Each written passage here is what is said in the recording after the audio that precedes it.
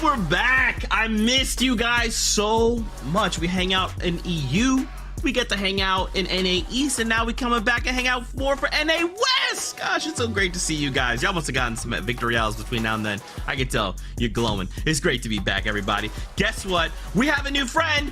It's Somebody's Gun. He's hanging out with us for a little while, and we got Panda back as well. SPG, welcome. It's great to have you here, my friend. Hey, thank you, Zeke. It's a pleasure to be here. I know West is going to deliver. They're always packing the action for us, and you and Panda, I mean, I couldn't ask for a better duo to be paired with. Oh, I thought Panda was just going to take it, you know, being my best friend and all. I thought he was just picking up my mind signals here, but he wasn't. Hey, listen, you know what? I'm excited, right? Obviously, I've spent a lot of time here recently with the one and only the jacket himself, Zeke, right over there. Now, also, I've spent a lot of time with SPG separately, so it's kind of cool to be able to work this dynamic together and bring and deliver here on the West Coast. There you go. There you go. We like to see that. Okay, friends, we're going to be jumping aboard the battle bus here in about 18 minutes, as you can see by the timer up top. Now, let's talk about a few things before we do that, starting with the overall day. So if you're liking this Fortnite thing, if you're like, man, these games are cool, these people are cool, I'm loving what I'm seeing here, make sure you come back. We start the day in Europe, we jump over to NA East, and then we end right here in NA West. And of course, we have all kinds of updates between, so make sure you come back and check that out. Also, another great thing to do, watch.fortnite.com. It's what you're watching right now, but there's also a leaderboard on the left, right, well, your right side of the screen, and then some trivia in there as well. It's pretty dope. Check it out if you have a moment. Watch.fortnite.com. Okay, let's talk about our overall tournament format. So again, you new faces, it is great to have you here with us. Don't worry about the left side, okay? We've come from the left side, now we're sitting here on the right side. Semifinals day number 1. Somebody's Gun is gonna break down what we'll be seeing here on day number 1. All right, so day number 1 of semifinals, we have 2 heats. We're going to be watching heat 1, and we have 66 trios in total, 33 in heat 1, 33 in heat 2. They're going to be battling it out across 4 matches per heat. They're going to be taking on one another, and the top 4 from each heat are going to be advancing into the finals. Now, don't worry, if you don't make it today, you have tomorrow. You're going to have a chance to advance tomorrow in day 2 of semifinals, where everyone else that didn't qualify in the top 4 between the 2 heats are going to go head-to-head battling once again. Yeah, and it's actually going to be interesting to see how that kind of unfolds. It's going to be a little bit different from today, but we got to talk about how these players are going to be able to score some points and climb up the leaderboard.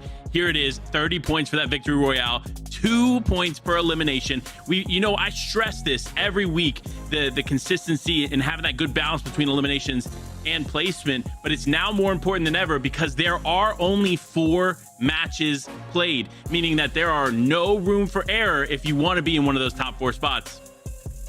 Dude, it's crazy, okay? If you missed out on the action in EU or NA East, excuse me, these 4 games are wild. Now, this is your prizing for finals. Remember, that starts Saturday and will end Sunday. So once again, 6 games across both days for a total of 12. Prize money, the Axe of Champions, all of it will be on the line. So make sure you come back and check that out. You don't want to miss any of it. So as we prepare, we kind of got to talk about some of the trios as we gear up. Because if you're like, man, Zeke, I'm vibing so far. This is pretty cool. Somebody's Gun's cool. Panda's cool. I'm still undecided on you. That's fine. We're chilling still. Let's talk about some trios, though, that you should be following. Starting things off with Hashira, Kabu, and Nico. So what we've kind of seen in the last season, this one specifically, is the great shakeup, if you will, Panda.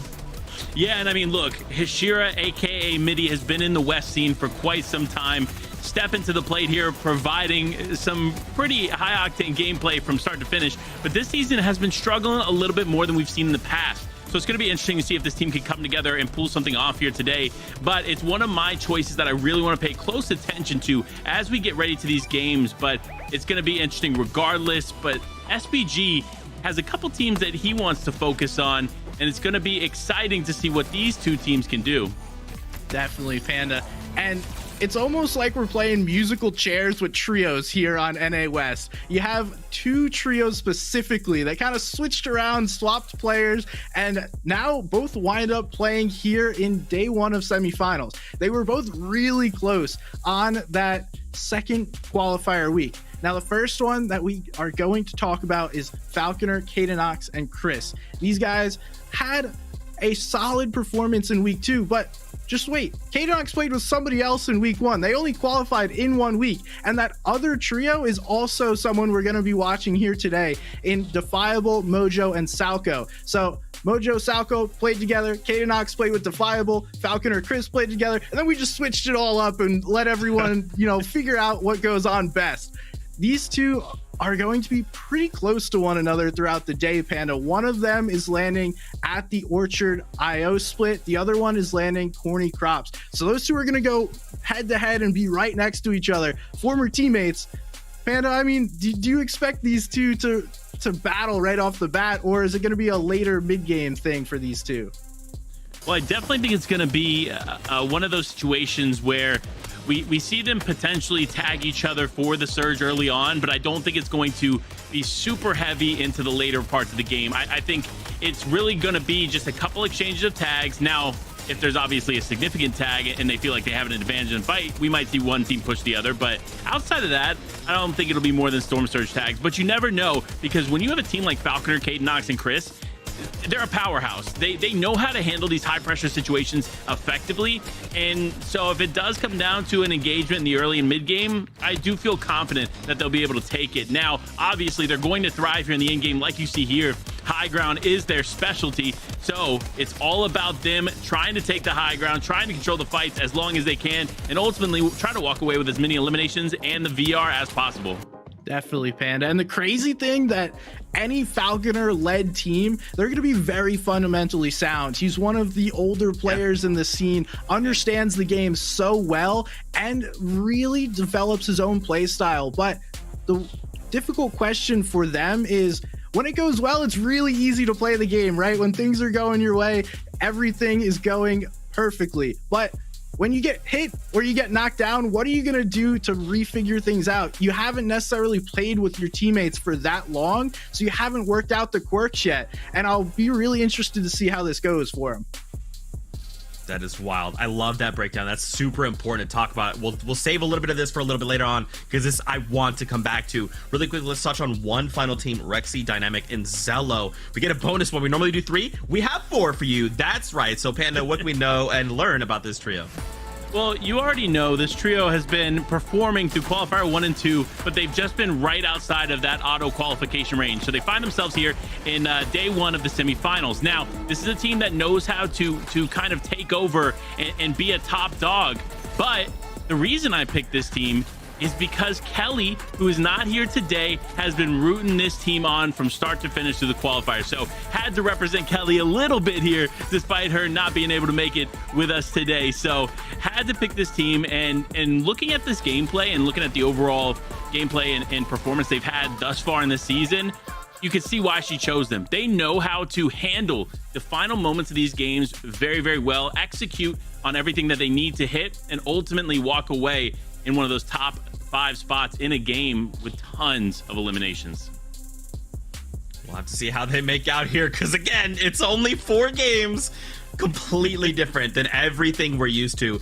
Really quickly, let's take a look at our lobby list. So just a quick reminder, we're here in heat number 1, okay? We got 2 separate heats going on, but all we have to worry about is heat number 1. Here is the 33 trios that we'll be taking a look at. This is page 1 of 3. Boys, talk to me about some of the trios that we're excited to see and kind of what you might expect as we have to play out these really unique 4 games. I gotcha, Zeke. So we talked about 4 trios already, but there's going to be so many that are going to step up. We can't highlight everyone at the top of the show, but if you know anything about NA West, players like Kinzo, Former, Healthy, they've been around for a while. The players at the top of this list, Pars, Beast, and Maito, also some of the top players within the region. So just because we're not talking about them right off the bat doesn't mean that they won't show up here today, Panda. Yeah, I definitely agree. And I mean, look, it is the best of the best here battling it out in each heat. So it's going to be exciting to watch how these players can perform. But I mean, another team I kind of want to highlight, it's Notch, Grim, and Fletch. This trio has worked very, very hard this season to come out and show up, and they have done just that. They've done an exceptional job here through the qualifiers, making their way to the semifinals now. And I have a feeling that they may walk away with one of these top 4 spots. Okay. Yeah, I mean, for me, I do think that there's going to be some trios that take over. We see Defiable, Moho, and Salco. They're going to be filling the gap, and I've seen them play a variety of different positions, as well as, I guess since I'm filling in for Kelly, I'm going to be a Rexy, Dynamic, and Zello fan today. So you see them here on the board, and they're going to be my boys. I have a different prediction, but I will definitely be rooting for them here on the cast. Well, yeah, what it comes down to is rooting for the teams that we all think are going to do best. But Zeke, who are you kind of rooting for today? Well, you know what? You've stolen my thunder per usual, Panda, because I was going to transition us into predictions, and you stole it. Everybody, make sure you guys at Panda, let him know he's an incredible human being. Let's take a look at predictions as we continue the memes. We'll come back to my predictions. Don't worry about it for now. We'll double back. But first, SVG kicked us off. He's got Notch, Grim, and Fletch. Why are you feeling really high on these teams right now? So I went back and watched the qualifiers. They finished really well, just outside of our top 5 in qualifier 1 and qualifier 2. And now we have those top 5 trios from each week removed. Now I really saw Notch, Grim, and Fletch take over those power positions, and I think they're going to fill the gap. They're a team that really plays to win and not so much go for that, overall consistency. But I think with 4 games, having that big pop-off game and putting yourself in those power positions is going to help them win today. Panda, you have a different choice. Why Falconer, Kadenox, and Chris? Well, yeah, look, obviously, like we talked about before, Falconer, Kadenox, Chris, veterans in the space, they know how to handle those high-pressure situations, and ultimately, I can't see them not taking one of these top 4 spots. But we also got to talk about Shy Wager and Clay here. Their choices both equal in choosing Quinn, Wave, and Cool. Now, look, Shy, Clay, I know you're behind the scenes. I know you can hear me. I just don't know if I'm going to see Quinn, Wave, and Cool end up stepping up today. Qualifier 1, they did exceptionally well. They got 6th place right outside of that auto qualification spot. But then in qualifier 2, you didn't really see them. So it's going to be interesting to see if they can step up today. I'd be excited, obviously, to get to see them do well. But we'll see how that goes going into these games, because it is, like we've mentioned several times, it is only 4 matches. Only 4 opportunities to be on the top of the leaderboard at the end of the day. So it's going to be tough. You cannot make any mistakes. You cannot afford to do so, or you won't find yourself up there. We've already seen these effects, right? Ripple throughout the games. You kind of assume, right, with the normal, in the standard 6 games, you could drop a game, right? You could have one bad game, something goes wrong, you're eliminated off spawn, you just say, it's fine, right? We'll just make it up in the next game. We'll try and snag a few more eliminations. We'll try to aim higher in placement. But with only 4 games, if you drop one of them, you have to go so much bigger in those next sets of games. We've seen it. We saw it in EU, right? We had a team come out, they were going to get the Victory Royale. It was Reason and company. And they were literally at a point where there was only so many people running around in the low ground, where they ended with only 6 elims, right? And they were actively searching for eliminations, SBG, but there was none, right? And even in those situations, in the normal 6-game format, it'd be like, wow, Victory Royale, 6 elims, this is great. But that's not going to hold, because consistency will come out on top.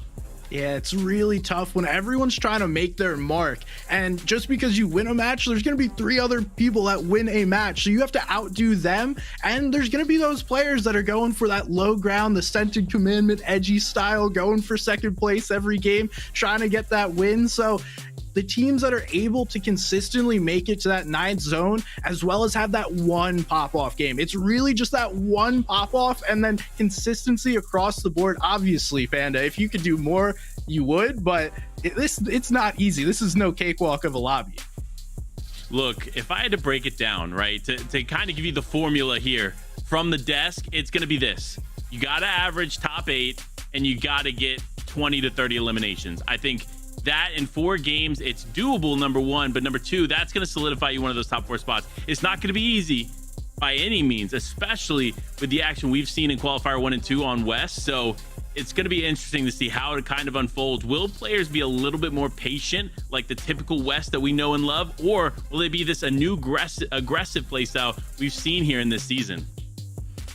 That's actually a really good point, because in NA East, we did see in Circle 1, there was like 80 or 90 players going in. Yeah. And then in Circle, and then in Game 2, rather, there was like 70 players, right? Game 2 was way more aggressive. So I'm really curious to see kind of how NA West does develop. NA West is a very slow region. If you've never seen anything but like this before, any Fortnite or whatever, NA West is slow. They're methodical and they wait to strike, and they will attack when that opportunity presents itself. But when everyone's kind of behaving the same, it's going to slow things down, right? So we will see things like Storm Surge play a factor here. Storm Surge just being a mechanic that's like, hey, there's a lot of people. Some of you guys need to go. And then, bam, they get struck with purple lightning. You'll see it in the game. Don't worry. We got our casters. They'll break it all down for you. But SPG, we have to talk about these Storm Surge tags. How are you feeling about these trios coming in? Their Storm Surge, like, plan has to be solid. It has to be foolproof because, again, with this 4-game format, things are a lot more expedited, man. You're like coming around a corner and you're like, oh, I've got 6. Wait, no, we only have 3 games. Oh no, we're in Storm Circle 4. There's like 80 people. We have not done anything to get surge tags. What are we doing? Yeah, Zeke, it is kind of a scary thing when Storm Surge starts hitting you because it's probably too late to figure out a plan. So it's going to come down to what kind of preparation did you have? What understanding of the other trios around you and their typical rotation path based on a north, south, east, west zone, right? Because teams do things over and over again, and you have the ability to go in game, watch, see their rotations, and kind of figure out, okay, this team's coming from Believer Beach. I can get them. We got the stealthy team coming, I can get them as well. Or are you just gonna run up to somebody that you see in the mid game and be like, all right, let's take this fight because I don't want to have to deal with Storm Surge, flip a coin and hope you come out on top? That is absolutely wild. And I think I just thought about something which is really funny to me. Is speaking of Storm Surge, in NAE, literally the last 2 games, what we actually saw was players start to pick up the automatic sniper rifle. Now, in most cases, you're like, what the heck are you talking about, Zeke? This is not even an option. What are you talking about? But the thing is, picking up this weapon, it fires semi-automatically. It's got a very fast fire rate, right? If you just get a beat on someone, you can throw damage out, right? And just hit a few people, dink a couple headshots, and that's going to attack their shield, the resource they have, right? It's going to force them in a weird spot. How are you guys feeling about this, Panda? It's a weird weapon. I'll give you that, but it works.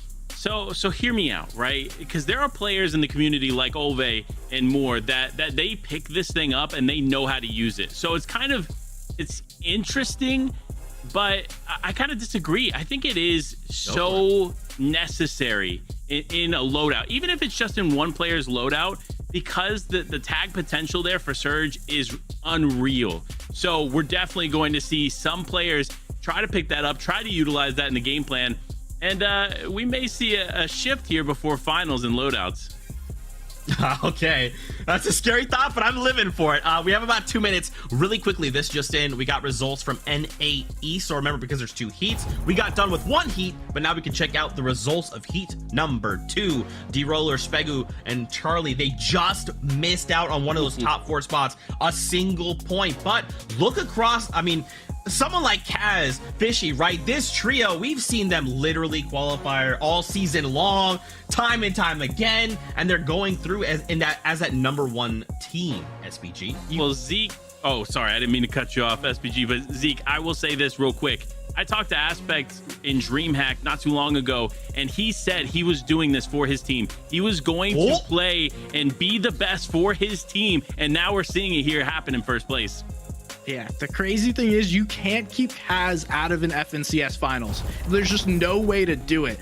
And he does it once again, but here we have Brazil, Laleo, Mojo, and King. That's another trio that, you know, if you know anything about Brazil, they are a staple of that region. So awesome to see them qualify for finals as well, Zeke. Yeah, there's like 2 different kings that run Brazil, and they tend to swap places back and forth. But yeah, those are some very quick results in for us there.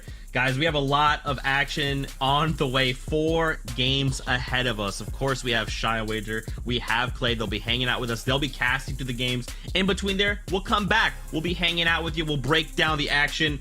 I'm telling you, if you missed out earlier, these games are so much different. There's such a different vibe. Literally every single interaction feels so meaningful because you're like, oh my gosh, I can't believe this thing just happened. That means that this other thing is guaranteed now. But I won't spoil any of it for you. Don't worry. Shia Wager, Clay, they're going to be here. They're breaking down all of the action. So let's gear up. Find yourself a seat on the bus. Find your popcorn because it's about to be that time. And guess what? It's my favorite part. The bus beep beep, which means it's go time. All right, Fortnite fam, let's begin the competition here in NA West. So for now, we're putting in the capable hands of Clay and Shia Wager. Friends, say hello. Hello, I hope everyone's having a great afternoon, great night, and yes, Shia Wager is here once again to join me for one final time this season. Shia, are you ready? Yeah, man, another attack on NA West with you as well. I mean, we held down EU earlier today. We're kind of familiar with the stakes. Basically, every elim matters in every single region. There's some form of a tiebreaker. These VRs go all the way down to 4th place, sometimes even off the first page. No matter where you are right now in the competition, Clay, even in game 1, the stakes are super high. They really, really are super high. And honestly, it doesn't get much more pressure than this. Yes, we'll see it later tomorrow, right? That's going to be a lot of pressure for everybody. But there's even more today to not make it till tomorrow. Everyone wants that all qualification spot so they don't have to go through that reboot-like format. It's not the reboot round. It's semifinals day 2, but it's kind of built just like it. Yeah, let's talk about basically what people are fighting for today. It's going to be a top 4 overall that'll qualify you straight to the finals. Everyone else will have a chance tomorrow. You're going to have to win a game completely. It's not going to matter that much about consistency whatsoever. It's kind of like a reboot style format Clay's talking about to get you all the way towards the end. But today, it's just 4 games, Clay. That's the big difference right now. With the 4 games in tow, consistency is a little bit less of an effect. The pop-off games have a lot of potential, and all the way till that 4th game, even if you're in 20th place, you have a chance to clap back. We saw that with EU. It came down to, I think, 3 of the top 4 not being there in the last moments of the game, and it shook up the leaderboard so drastically. And West likes to do that. They like to have these dramatic final game moments. It happens every single week of every FNCS, so I'm looking forward to it here. But KMS is doing really, really good there to get some shots on down, but it's going to be a 1v3. His teammates were not there. Risley not able to get in there, but again, now that player's down. They're stuck in an awkward spot. They don't have a spray weapon. They're trying to grab it, but they were so close, and now they're going to have to disengage. Users there to kind of help, but this is going to be so hard to try to get past all these walls and stairs just to burst AR. I think on both players, they have nothing for close range so far and barely any shields. I think they might just hit 1 barrel. The shots are actually nice from Whistly, but I don't really think this is going to lead to too much. This chest should have something magical in it. No, it's just an AR. They're going to have to disengage here. That card is there for a long time, 5 minutes. They can always double back, pick it up again. I think this should be a very nice time to run away. I don't know if that team will let them disengage that easily. Look at the positioning there for them. They're continuing to push. Jace and Mutual want to go, and they're going for it. They are hopping in the IO vehicle. They say 2v1, we got this. But Tomo has to be very careful here, Shio. He doesn't have any SMG ammo, only the shotgun going for it versus User. Will they get the high ground? No. Jace gonna go down, actually. A 1v or 2v2 that ended up not going in their favor.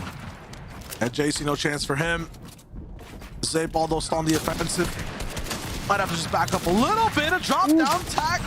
Big shots right here. Nice tactical play right there too. It's going to be a nice pickup onto User.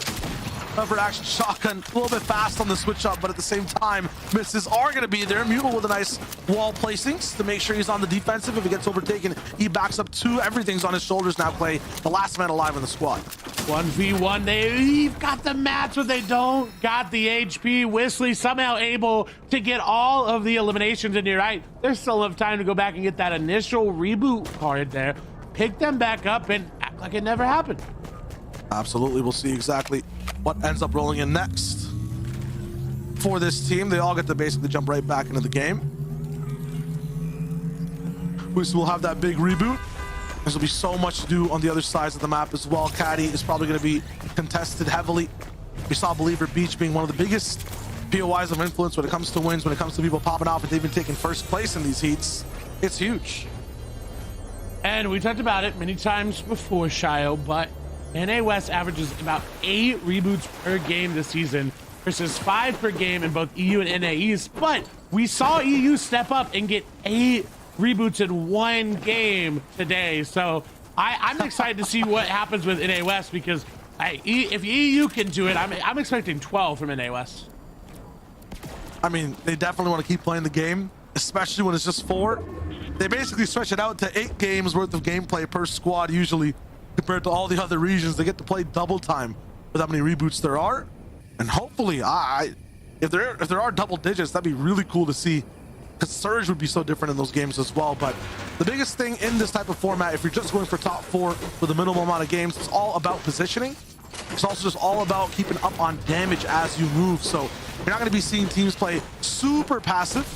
Even if they are avoiding other players, they will be going for those shots. And a lot of the times, the teams in the center zone, you'll see them having a much better time rolling in with their gameplay compared to the ones all around the edge. Usually those guys are the more anxious ones, getting into weird fights, getting stuck in the zone. We always call it a traffic jam when 4 trios bombard together and can't really move because there's so much action and everything will get punished. It's tough inside the semifinals. And there's a lot of different factors for that. Some of these players not being here before, not participating in a finals, wanting to, that pressure there. We move over to Believer Beach. We're going to have Yagi, Pop, and Buzzo who are here, who got this for free. And we know Believer Beach for free, uncontested, is one of the strongest loot pools in the game. You just get so much more than everyone else. And look, you can see in the minis and all the shields they're throwing around that they just have a lot to work with. But I like that they're not staying around. They're moving early, and this is what we see Arkham, Epic Well, and Rex do. They loot and they scoot and they're on their way. They're out. That was one of their only few problems earlier this year in the seasons, was that they weren't going for Surge early. They saw that, fixed that within the same 12-game series, and were able to win again. Yeah, now their spot's kind of accessible because, you know, they're not going to be playing the semifinals for other teams to pick up. See if Buzzo, Yagi, and Hop can do what they do.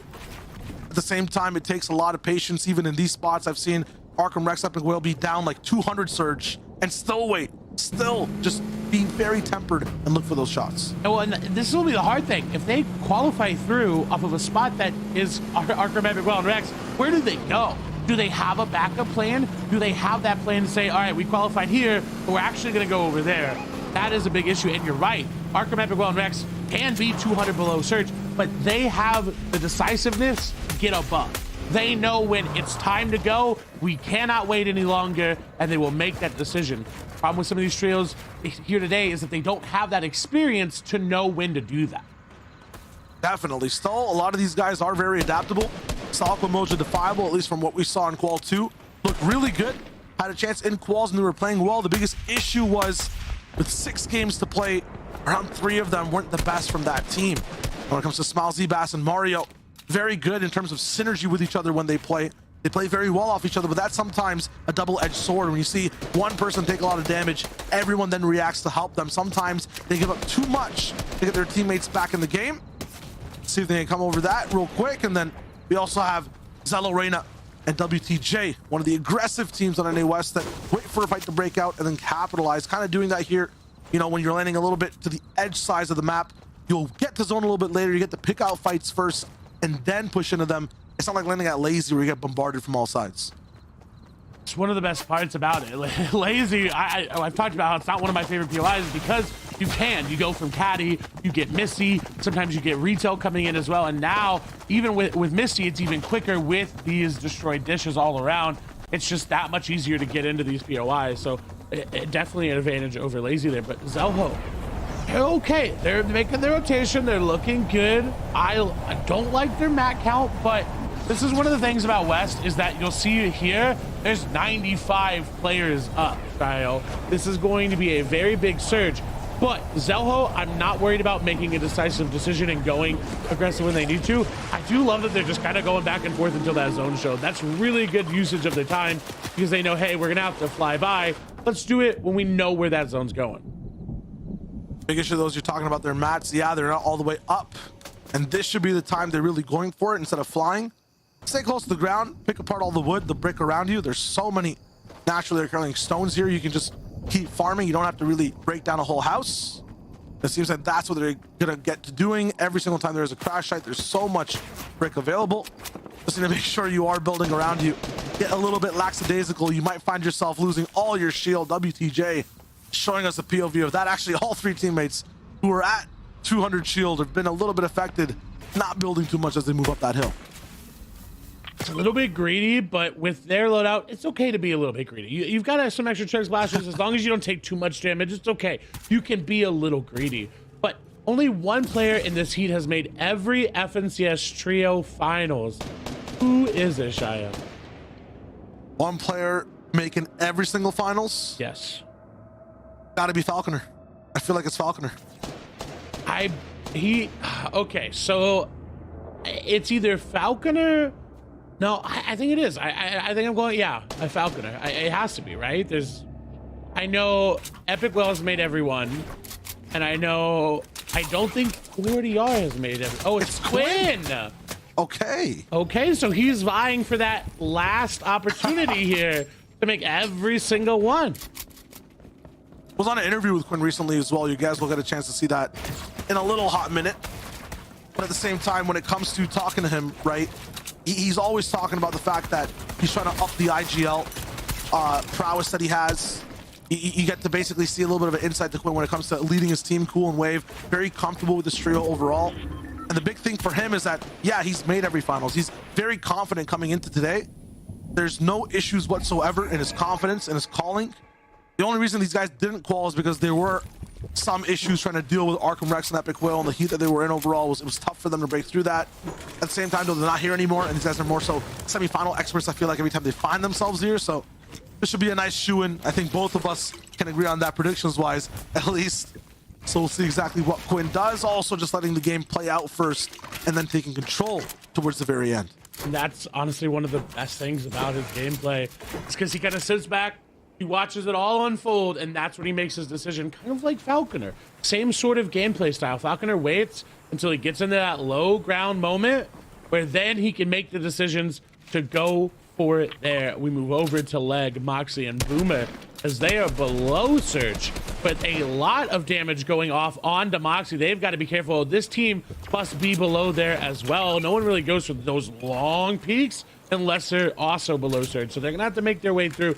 They've got a lot of fish, but they don't really have enough to out heal this Surge, especially when 12, or I believe, what, 22 players need to end up falling. That's a lot of players going to be below. And I'm wondering, our top players, are they below, or are they continuing to get the tags to put themselves above? The top players are not. A lot of the players around here are based up next to trees, next to sight lines where you can't really see anyone else. Even this bridge war, the bridge battle, it's not going to amount to much. No one's going to be over peaking right in the middle of these builds here. There's no chance for damage. There's too much foliage here right now. No one's really breaking apart. There are no splits. You see this pink arrow team right behind now pushing the bridge. It's the one that Leg is straight looking at. At the same time, no one's actually just moving to get these surge tags. It might just be slightly above. It's not going to be enough. That you want to be at 200, 300 to really be comfortable in this scenario. You can get away with 150, right? It's doable. It just depends on how aggressive the rest of the lobby is. So right now, you're not gonna get away with it. You're gonna need to keep getting more. And look, that team is already widened. There's another team coming from behind them as well. That's gonna be a good amount of eliminations coming through. That's gonna be that team down to Surge. Elam's coming over. That should be enough. And I'm glad they finished off that player because that's damage that counts as well. Everyone needs to get as much as they can. And look, I honestly did not think Moxie, Leg, and Boomer were going to be able to get out of that, seeing as they were the ones being so aggressive initially. But they played it smart. They realized, hey, Surge is coming. We're barely above. Let's get these tags and let's wait. But we move over to Ernie here, who is very far below. Doesn't really have many options. Yeah, this is a mirrored perspective for sure. My man's getting bullied by the lightning from the skies. There's no chance for him to really stay alive here unless he lands a huge pump. I'm not sure what the 50 pot is for, my friend, but it's not going to be used. It'll be left behind for everyone else to grab. Both teams fighting over it. We know Mario's is a little bit more desperate. They haven't really taken too many shots on anyone else just yet. Reyna, Zalo, and high ground. This should be good right now. Really nice on damage. 186 above. Can definitely get more, but they're definitely going to be on the defense on this one. They're not really looking to be that greedy in this fight. I like that Reyna has that pistol. I bring it up every single time I see it, but it's such a powerful weapon to have in your inventory, just like one of those epic or legendary SMGs, just because it splits the ammo onto another player, and you can have one of these players that just can put down shots with that light ammo because it doesn't cut into all your AR. He's rocking both because they just have so much loot. You look at 409 AR, and they luckily are able to disengage, but still 5 players getting hit by the surge, Shio. That's still a lot of damage going down around the map. You see pumps now going to fall. We'll see another couple elims coming through there and defeat as that number continues to go down. It's going to be Static and Coxie there as Kaboo and Hashira going to be the ones to take it down. That's going to be Midi as Hashira. I always was wondering too on Qual 2 who is Hashira, but also got to talk to Midi as well as Chicken. We might be just seeing overall in the finals, but for Midi, it's also kind of like adapting into all these layers, making sure him and his trio stay alive. The best thing about them is the vibes. They're coming in today having fun and qualifying at the same time, and their team overall, when it comes to Nico and Kaboo, lots of synergy in that squad as well. They kind of all know how to play every single role. They're all rolling in, knowing all the stakes and where to move. Lots of practice put in for these semifinals, and once again, it is 4 games, so you really have to make sure every call is correct. You mess one game up, Clay, that's 25% of your chances gone. And we saw that it's going to be about 25 points gone as well. It's about where the average is, right? It's essentially the same. You need to get around 25 points to really have a chance every single game. The pop-ups are there. We saw it's possible, but consistency will always reward you in Fortnite, no matter what. If you can consistently get top 5 every single game and get a couple eliminations, right? That's good. But these players, they're going to consistently get top 5, and then they're going to get 6, 7, 8 eliminations. That is where it'll qualify you. That is where I expect Falconer to be. I'll be honest, I don't know if Falconer, Chris, and Knox are going to win a game here in this format, but I do expect them to be at the top, and I do expect them to qualify. I expect them to get 100 points this game, honestly. The caliber they are compared to everyone else in the lobby, these guys are one of the top squads finding themselves in the semis. They were very close to qualifying overall, just in terms of the attitude they had in qual number 2. Big thing, though, is that they will have that set game plan. They'll hide in the shadows. They're not going to play like an overly aggressive team. There's lots of random factors inside this group of players in Heat A. Not everyone knows who's on the same page or what their game plan is. If there is going to be a team going for height 4 out of 4 games, if there is going to be a team really griefing that low ground, but at the same time, if you just play your cards right, stick to your own boxes, and let everyone else play their own game, like Chris Knox and Falconer will do, it should be easy for you to just coast by the whole entire time. Takata gonna be in this game as well, trying to just stay up, but look, his teammates are unfortunately gonna fall. That's gonna be Nico, Kaboo, and Midi, who are going aggressive onto them. They got 2 of the teammates. That honestly should be enough to dissuade them for now. He put a lot of distance in between. They grab all the loot. They should be good. With Takata, though, he's gonna have to clutch up, and we've seen that solo clutches, while they can happen, and they do happen in NA West, they're gonna need to be big. You're gonna need to get to that 20 point for it to matter. Yeah, the clutches have kind of changed as well when it comes to any region, even West. It's not about taking out every squad in front of you anymore. It's about surviving as long as possible and really being fringy with your mats overall. You want to make sure they can last the maximum amount. You want launch pads there too. They will leave Takata once again by himself, maybe to cast the situation or analyze it and see exactly what he can do next. Think about it, man. This guy's just going to DreamHack, going this and that, casting bilingually, and then also playing inside the FNCS. That's amazing.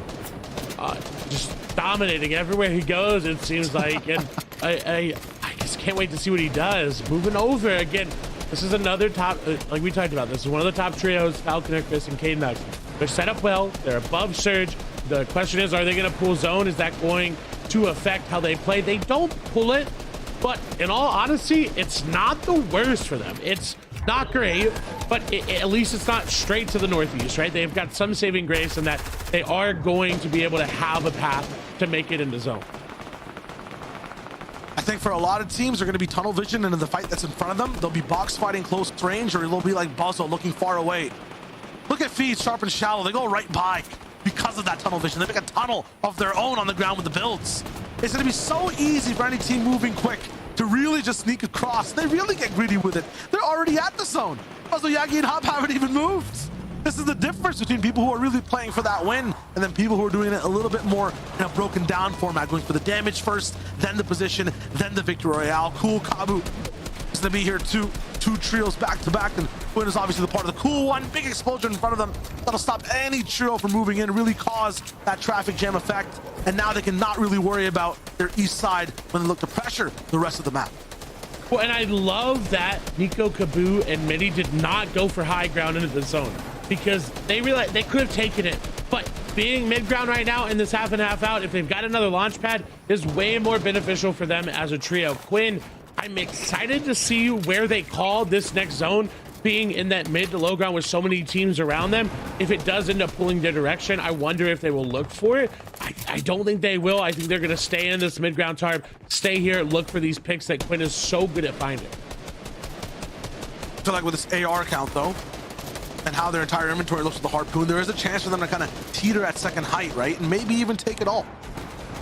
It is, and with the harpoon, they've got two of them as well in the inventory. That definitely bodes well if they're looking to take high ground there. Notch and company are also looking for where that zone's going and where that high ground will be. You do see Jagveer, Bumboy, and Batman Booga, another favorite coming in today for some people out there, and we get a nice shot of everybody. But the real question is, we've hyped them up, we've talked about their rotations, and they're gonna have to make a difficult one here, Shio, because look at where it goes. It's gonna go up that hill. There's gonna be an elevation increase, and low ground on an elevation increase is very hard to play.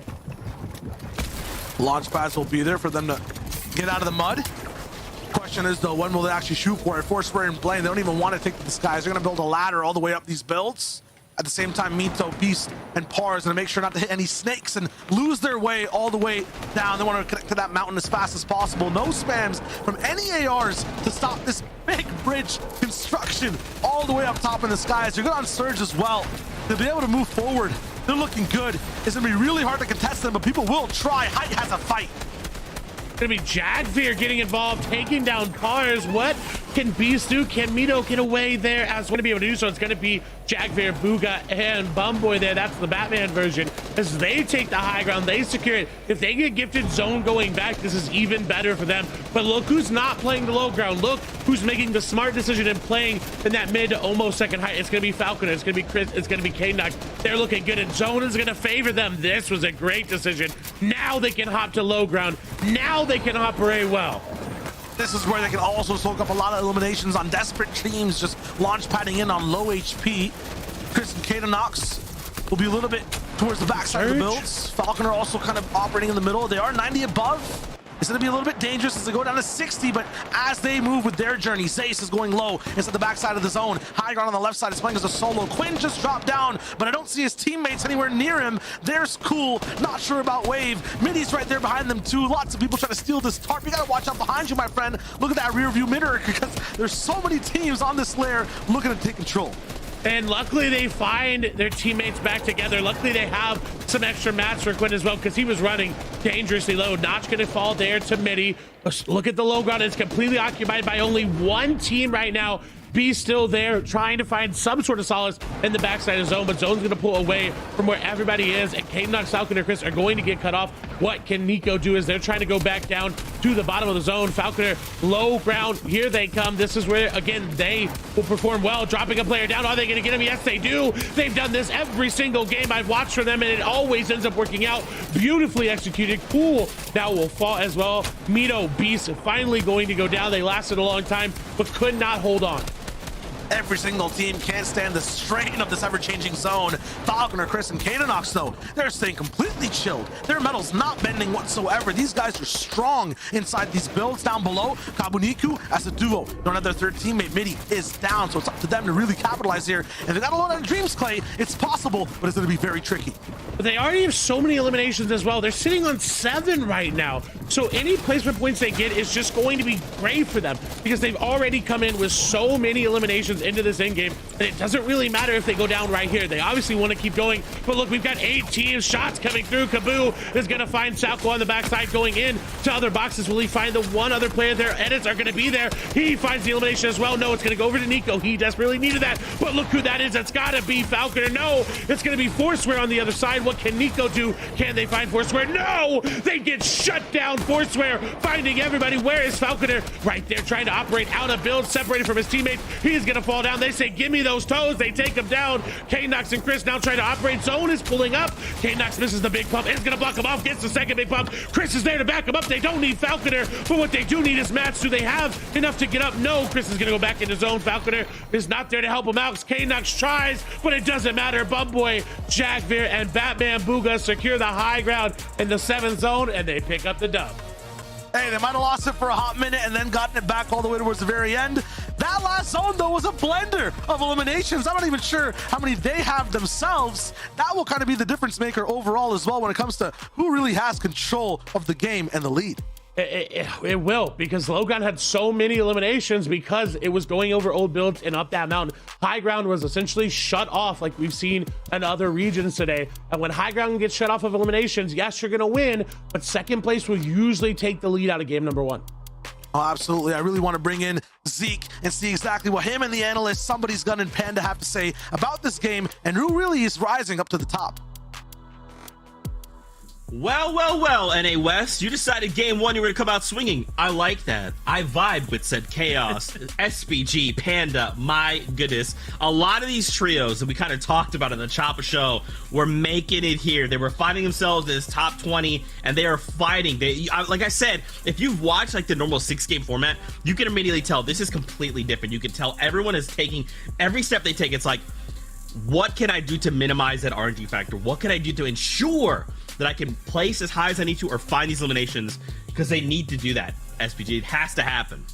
Yeah, and we saw a lot of the trios, like you mentioned, that we highlighted early, performing well for us. And Falconer, K-Nox, and Chris got so close to being able to do that, but at the end, it was Batman, Booga, and co that were able to hold the high ground from, I think, second moving zone, and then really just walk it out from there. The clinical high ground play that we all know and love. These guys took over that game, and Panda, it'll be really interesting to see, like Shayo and Clay were talking about, whether or not they're going to be able to hold that top spot without a ton of eliminations. Yeah, it's going to be tough for them, right? Obviously, the VR is going to be super important. The placement points alone are going to be massive for them, but they didn't get too many eliminations. They are going to have to remain consistent through the remainder of the 3 games if they want to find themselves in one of those top 4 spots. But, you know, you kind of mentioned it. They took the high ground there in the 6th zone, and I'm kind of impressed that they were able to hold it that long. We've seen time and time again this season that high ground falls pretty early, but we got to dive into something, right? We talked about it behind the scenes. Now we're going to talk about it with you all. We got to jump into the map here real quick and talk about some POIs.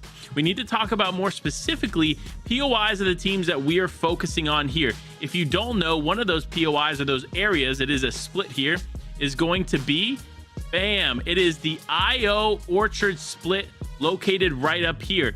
This, if you do not know, is actually going to be landed by Defiable and Company. So this is going to be one of those POIs we look out for. Another one, the Stealthy area.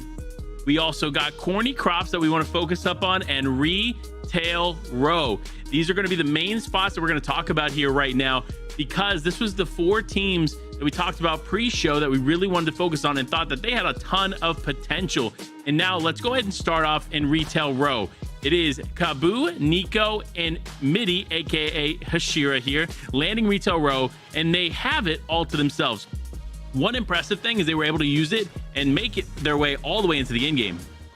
And now we see Corny Crops, not as strong as it was in the previous season, but Falconer, Chris, and K-Nox still able to use it to their advantage. That central positioning that they're able to get from landing here, and we can see K-Nox even taking a little bit more, not just Corny Crops, but getting a little bit more. Now here's that IO split you were talking about, Panda. Defiable, Salco landing there, as well as Mojo taking the Orchard, IO split, taking it all, Panda.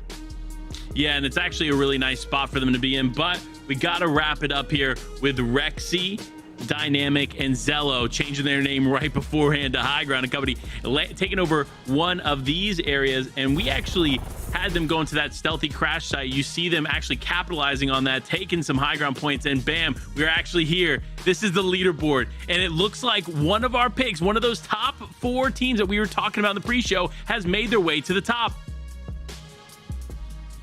Wow, not only one team, but 2 trios able to overtake that victory royale tanking home trio, Jagveer, Bumboy, and Batman Booga in third place. They're chilling, they're able to get there, but Blaine, Grands, and Forswear were able to push themselves up 9 and 8 elims on our first and second place team. Yeah, I mean, this is just an impressive start here for these trios, and it's what you want to see, right? Obviously, we talked about it. Shio and Clay talked about it. They talked about how the lack of eliminations might affect them there, and sure enough, it did. They find themselves only in third place despite walking away with that victory royale. So, will they change up their gameplay, or are they still going to focus on trying to get that VR? That's a question we're probably going to see answered here in game number 2. You know, and this is why I talked about it, man. You have to find these eliminations. I told you we saw something similar, but it was with 6 and now 4. It's a lot less, right? Even a single elimination would have put them into first place. So we have to keep our eyes on this as we continue to watch the rest of these games. 3 more out ahead of us. So for now, we're getting back over to Clay and Shiwager to take us in. Back for the second game. I was gonna say 2 more games. That's after this one, Shy. Already jumping the gun. I'm already so hyped. But what we saw there is that while you can win the game, there's players that are just fragging out, and it doesn't matter if you win. If they take out everybody that you normally would if we didn't have that incline of the zone. Yeah, it looked like Caboose in that last game on low ground was like on rails, just playing a rail shooter and looking left and right at different boxes, landing one pumps over and over again. So if you find your way all the way to the 9th zone, you have an epic or legendary pump, you are going to do some mean business to every other trio, or you might just end up winning the game too, which is exactly what Batman Booga, Bumboy, Jagveer rolled in with. That's also a nice vibe. Got to remember, tiebreakers are huge, and even if you are in the lead or in the top 4, that's never guaranteed. These guys need about 60 more points to really get themselves qualified for the finals. And they can do it if they just keep their same game plan. It's about playing your game. Now that Arkham Epic, Well, and Rex haven't been in the games for the past couple of weeks, they can play their game. They should be able to. But what's interesting with Batman Booga is he's come a long way from contesting Arkham Epic, Well, and Rex a couple of seasons ago at Sweaty, what was then now Believer Beach. And they've kind of formed into their own identity. And I like that they've teamed with Jagveer and Bumboy to go here to Boney, because Boney, I think, is one of those underrated POIs, just solely based off of his positioning. Now, especially with the convergence nearby, it's such a quick and easy rotate to even more loot. More elims potentially too. If there is a team that is silly enough in the strategy to risk a convergence drop right off rip. I mean, we saw it in a few regions. It didn't go too well, but at the same time, there's not there's not infinite spots on the map, so you have to decide somewhere. The issue though, Clay, is that there's no massive farm there, right? You have to be very careful if that is your drop-off spawn. You have to conserve every ounce of material that you get, and honestly, you have to land, quickly loot, and rotate out. When we saw this fight last game, it looks like it's gonna play out again. We'll see. It plays out the same. Whistly gonna get some nice beams there onto the team yet again, going in their favor right away. But look at AE, they are already taken down. I was gonna say pretty low, but no, they go all the way down. Whistly gonna get more damage up onto the enemy team. Will this go the same way? Will it end up being Whistly that 1v3 clutches it all up, or will User going to put that damage back down? And look at the damage already done. JC was the one Whistly took down pretty low. Nice shots there. Zate going down pretty low. User really trying to put the damage back with Whistly, but they need to get in. They're the ones that have the shotgun. You only hear the pistol there from User, and I don't know how much close range they haven't. Oh wait, they're gonna bait out the reboot. User was able to grab it there, and now Whistly can just go for that instant reboot. Should be fine. We saw one come out before too, and the bait will be there, but no one's gonna really bite on it at all. Okay, that's what the setup was. Huge damage. You know, actually taken down. Whistly gets it done. And he has to know that he's protected there for just a little second, and unfortunately not, as Whistly perfectly executes this entire fight, just bases up around the reboot, takes it, and says, hey, you know what? If you're gonna go for the reboot, I'm gonna be there to beam you. Beautifully executed. That's what we love to see, and past that too, Takata, a little trouble in home, or at least trouble in paradise when it comes to Misty. Not gonna have it completely uncontested this time. Back getting up though, so things will look very normal in about 8 seconds. Mats needs to get back up though. The ammo looks overall good. Always a split or crazy situation happening over at Misty Meadows. I think Halcon, yeah, he's still all the way by himself, keeping this entire trio on lock. A sandwich situation might be coming soon, very, very soon, from Moxie. Coming in from that mountain all the way on the top side. Be careful of that. If this fight lasts too long, it might be bad for both teams. And that's the issue you run with fighting in Misty. I think in particular this season, yes, obviously all the way around the map, if you fight for too long, people are going to come in. But Misty is so much easier to converge upon because of that dish nearby. Lazy can come there. As you see, there's a purple arrow coming from the mountain above if they want to get involved. And oh, this team's smartly going to just disengage their way on out. They use one of those bouncers from that crash satellite dish, or rather the crash saucer there, and just go to the top of the hill and realize we don't want that. We do not want this fight any longer, and boom, they're out. But this is great for Takada in all honesty, because they weren't winning that fight. They didn't have the position, they didn't have the damage, so it benefits both teams in the same way.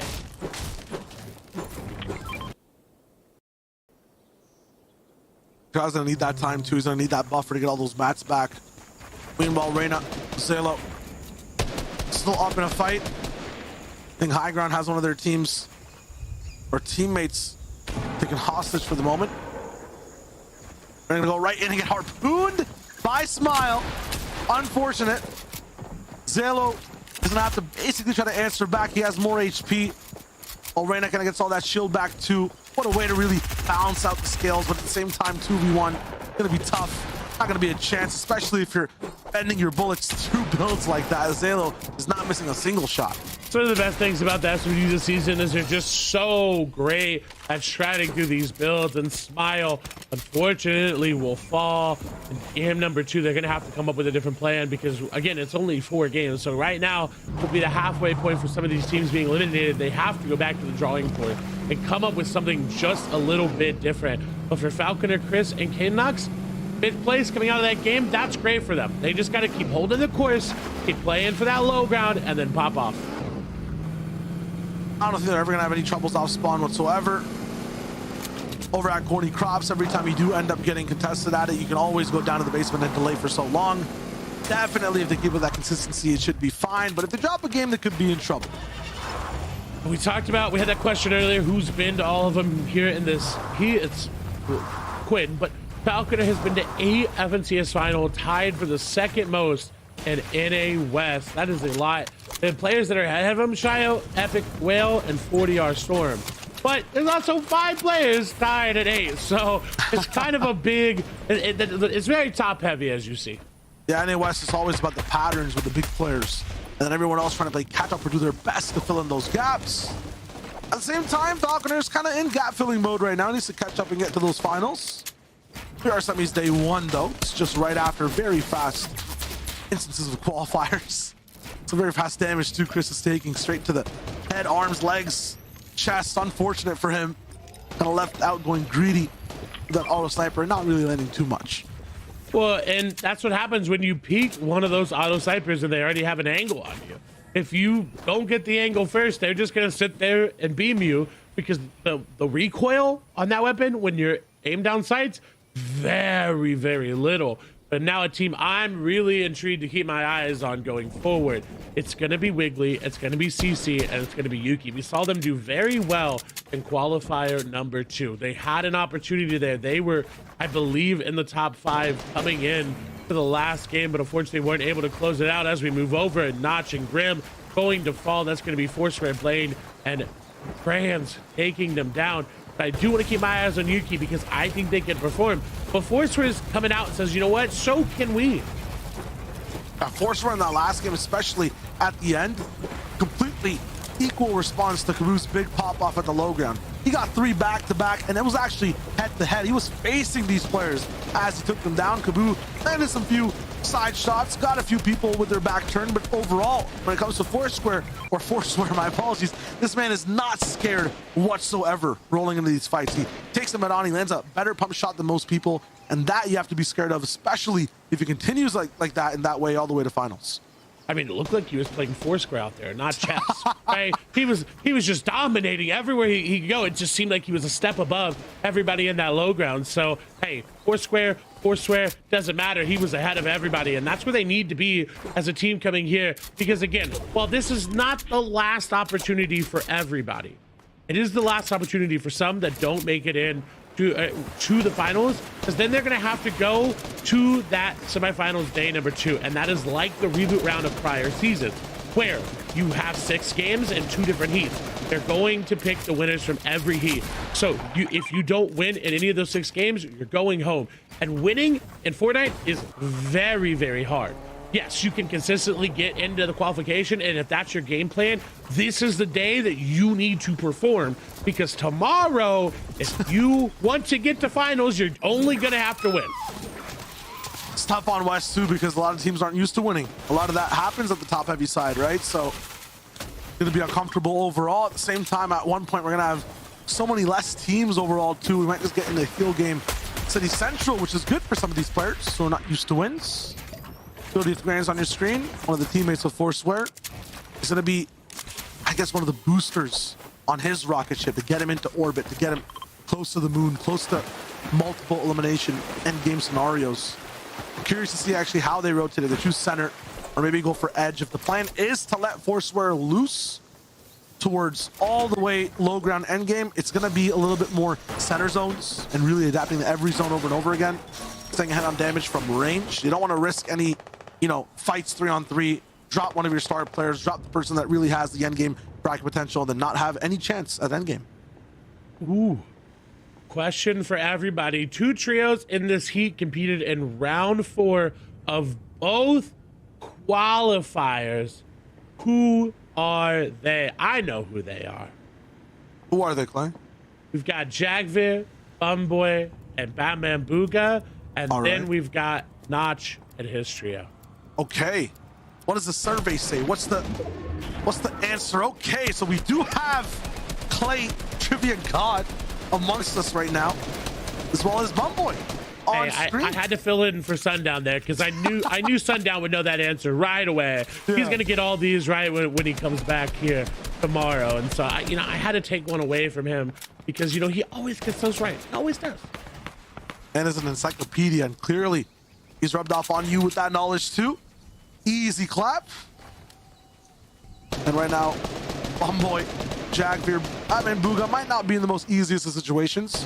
Looking up top on a hill, looking up in terms of how much storm surge damage they need. They're about 39 down. This is going to be struggle. They're going to have to get close and personal and grab the damage away. Bumboy with a big pump to get their team above. Can't land the second to confirm the elimination. But still, there's a lot of time in this fight. It's mostly isolated. Some teams, though, are honing in. Doesn't matter though, because Batman Booga was right there to finish him off. They have to finish this part quickly though. They need that finish just to confirm it and get those extra mats, because look, they've already invested a lot. That's going to be a lot of damage going on too as well. Bumboy is going to stay up, but Batman Booga and Jagvir will finish off those eliminations. No, looks like they are maybe finishing them off, but look, they've left so much loot up above. We've got a launch pad, we've got Harpoon, we've got extra mats. Jagvir finally gonna go and see it, but no, you're right, it got yoinked away. Zay's Ordaps in combat hit the most devious look I've ever seen in my entire life. That launch pad was a millisecond away of being protected by that wall, and now shoot, it's gone. Unfortunate for Jagvir. I'm not even sure if they know that team took it, because if they did, they could kind of treat it like a Storm Scout rifle, right? I know those are vaulted, but they know that team has rotation, and they could follow them around. They don't know that though, and now they're going to be pressed on rotation. And I like that Bumboy took the force of the entire lobby there, because that allowed Batman Booga and Jagvir to just go down unnoticed and get both of those eliminations so quickly and so swiftly, because everyone else was focused on Bumboy. Looks like they did get one launch pad there from other members of the trio, so it's not that unfortunate that one got yoinked away, but you're right. That was such a good harpoon, such a great uses of it. And now we move over to a team that's 172 below. They're going to get tags, but it's not going to be enough. And unfortunately for them, Shio, there's nobody to be found around them. Lots of people who are in zones are not really going to be moving, except for this team who for some reason wants to keep themselves exposed, maybe to get a better position, but there's nowhere at all near the south. I'm not sure exactly why Whistly and this squad is going right to left, maybe just to claim the space overall. Kabuniko and Hashira want to get out too. They're so high above Surge, have a trio right next to them that they might have taken out, or had another one they took out before. That's so much loot. Treasure chest of findings. And there's a reason they're kind of launch padding out now. They don't want to go down here at all. But at the same time, they come right back. Looks like it may have been one member of Takada's team and another member of a different one, or Takada just being a duo here realizes the Sturge is turned off, it seems like, for now, but I don't think Takada's above it. And I think that's where this aggression is coming from and where it might be headed. That, or it was in fact one of Takada's members that did end up going down because of it. So no, Sturge is actually still on. Sorry, I was wrong. They still might be just barely above and want to secure that. But look at where the zone's going for them. They're really going to have to end this up quickly because zone's moving now. It's going to start taking damage over. And as a duo, you can't afford to lose any HP here versus this trio. Halcon going for shotgun shots on the side, but not able to find anything. They're in a fully built metal base. They really don't have to move right now.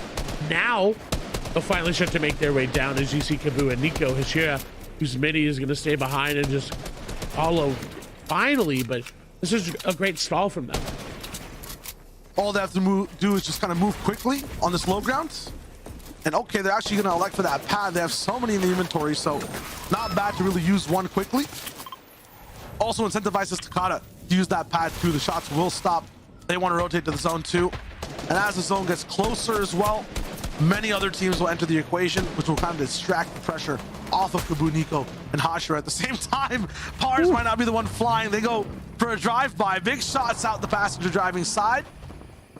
Takada will dodge that pressure. And they'll base up too.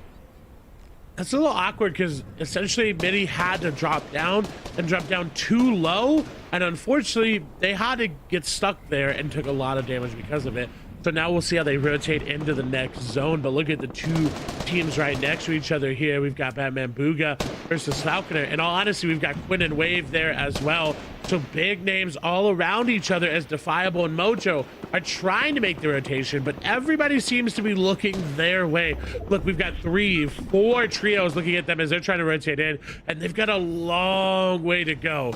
But they've got a minute, so they can sit and wait and hopefully heal back up.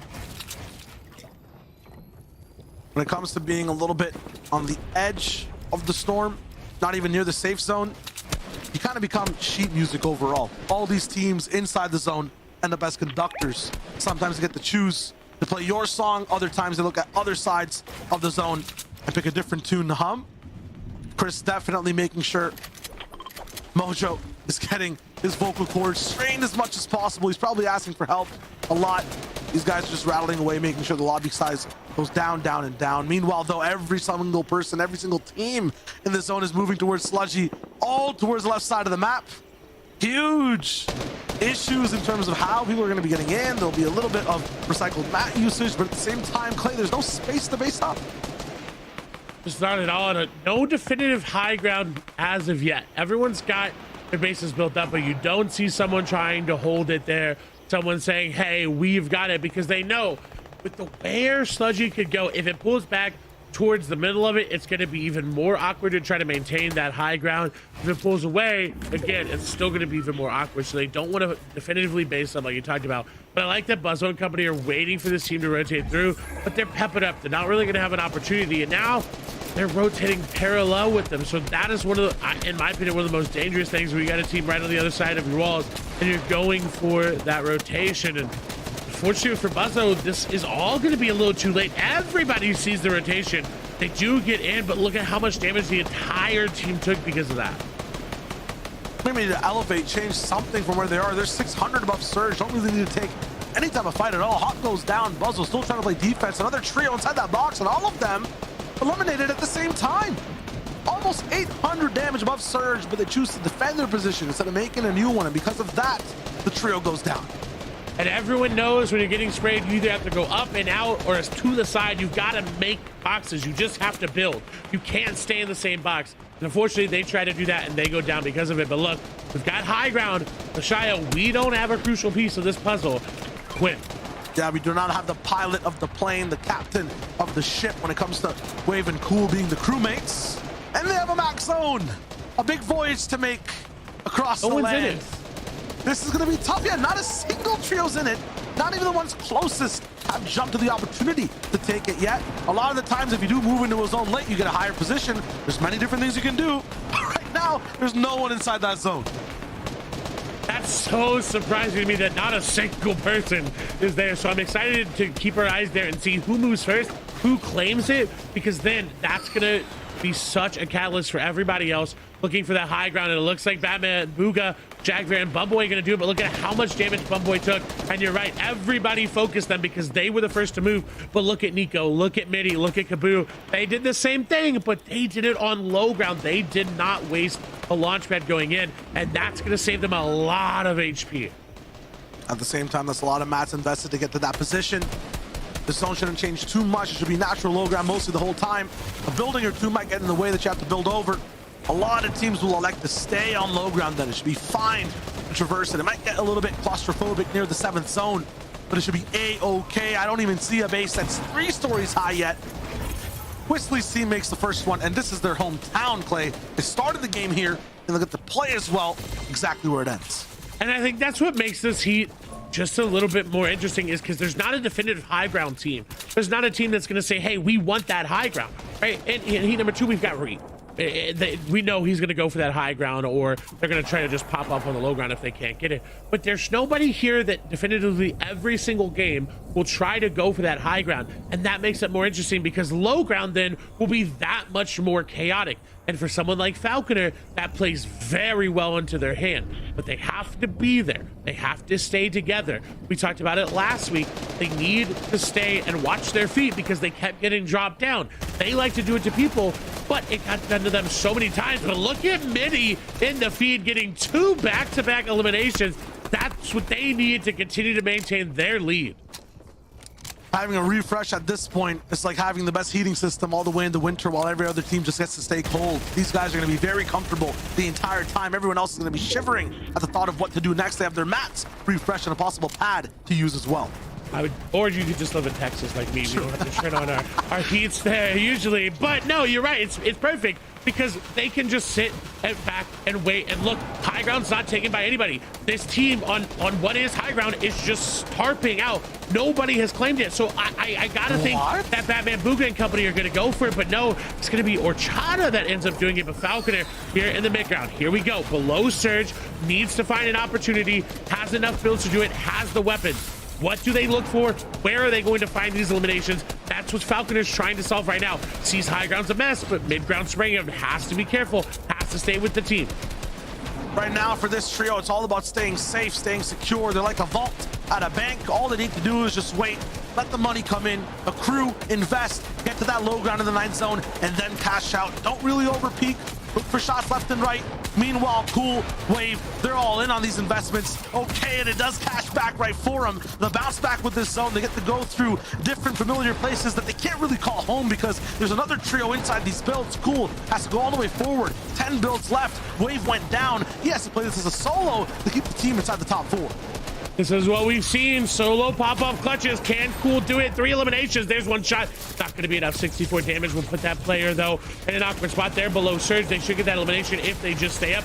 Lot of chug splashes to work with as well. Box, not going to be in their favor, but they get the wall. 27 damage. That should be enough. There's the elimination. That's the shot they needed. No, it got stolen away. No, it yes, ended up going to them. It's great. It's looking good. They've got chug splashes. They continue to get in. They somehow make it through the root of the tree there. Here's the solo pop-off. We need more eliminations, though. Cool, he needs to find that in more placement points. Still has chug splashes, still can play around the zone, but has to be careful, cannot be too greedy with them, has to throw them now. Zone for now will breathe. He gets a moment to pop back. Jagger's still popping off on height. Midi's also going dynamic. So many different teams alive on the backside of the zone that actually has to pull the other way around totally. Kaboo's still alive with his full trio, and they're really active.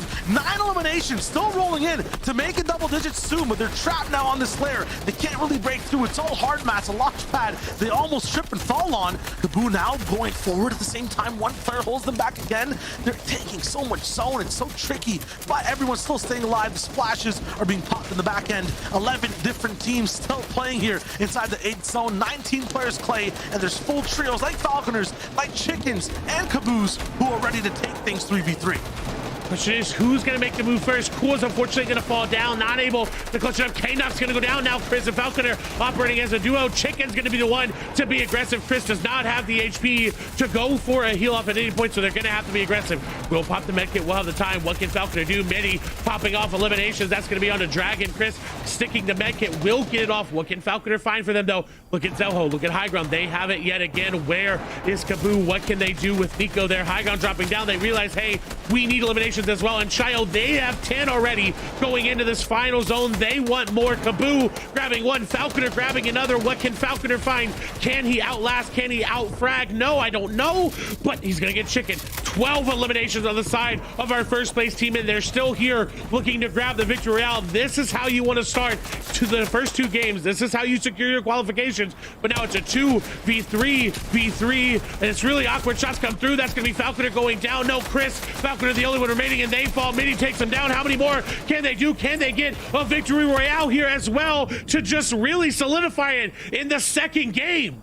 They have the space, they put in all the work and time. Now it's about just using this position. A few seconds left, 10 till the zone cracks in. Kaboo has so much time to play the off heal. One team had already down, trying to interrupt the heal off up top. Kaboo popping it very early. It's all good. Midi is going for the 1v2 possibly. No, it's Nico that's pushing for it. He tries to interrupt things. High Ground has to break down. He might get the siphon. Kaboo pops back though, and it's all good. This team is phenomenal. Kaboo, Midi, and Nico. 2 games. Triple digits, 100 points. I'm not sure we've seen that before, but they're amazing. They really are. You said that one team was going to get 100 points in the first game, but the second game, I'll take it too, because that's essentially them qualified. I don't think there's anybody that's going to come close. As long as they just play these next 2 games and at least get into the top 10, that's it. They're going to finals. Hey, Zeke's job is so much easier now, guys. Panda, somebody's done. You don't have to worry about an entire team. Analyze the rest, because these guys are way ahead of the pack. What do you guys have for us? So game 1, they're like, all right, guys, sorry about that. We're gonna hit a 4th place. We're getting 9 elims. Our bad. We'll tell you what. We'll just come back. We'll win game 2, SBG, but we'll also do it with 15 eliminations. You know, semifinals day 1, it seems like it's a pretty tall ask here, or a difficult ask, you know, to do. One of the hardest parts of the tournament. SBG, but we'll just do that. Why not? I guess. I mean, Panda talked at the top of the show. You're going to need 20 to 30 eliminations in order to qualify. They said, hold up. I'll do it in 2 games, Panda. I don't need any more than that. I'm going to put them up 26 eliminations in the first 2 games and put it on a platter for you. How's that sound, Panda? I mean, it sounds great. This is the start that you need to solidify one of these spots, because like we mentioned, there are only 4 matches. This is it, and you have to kind of really be on a roll early, and that's what we're seeing here from Midi and company. They're doing a great job at that, and I'm just stunned. I'm still taken away from that incredible photo finish. Absolutely ridiculous. Okay, before we take a look at the standings, let's take a look at Batman Booga, a Booga impersonator wearing the cape and cowl, beginning the game. The double elimination? Yeah, taking it up himself. We see Batman, Booga, and Javier gonna be able to get it. This is these early game fights we talked about. Are you going for Storm Surge tags, or are you looking for a fight after the confidence they won game 1? They're like, I'm taking this fight right here. And we see Batman, Booga putting it on. Javier is gonna clean up 2 here, Panda, and they're gonna walk away with several eliminations right off the bat here in game 2, and able to turn that into a top 15.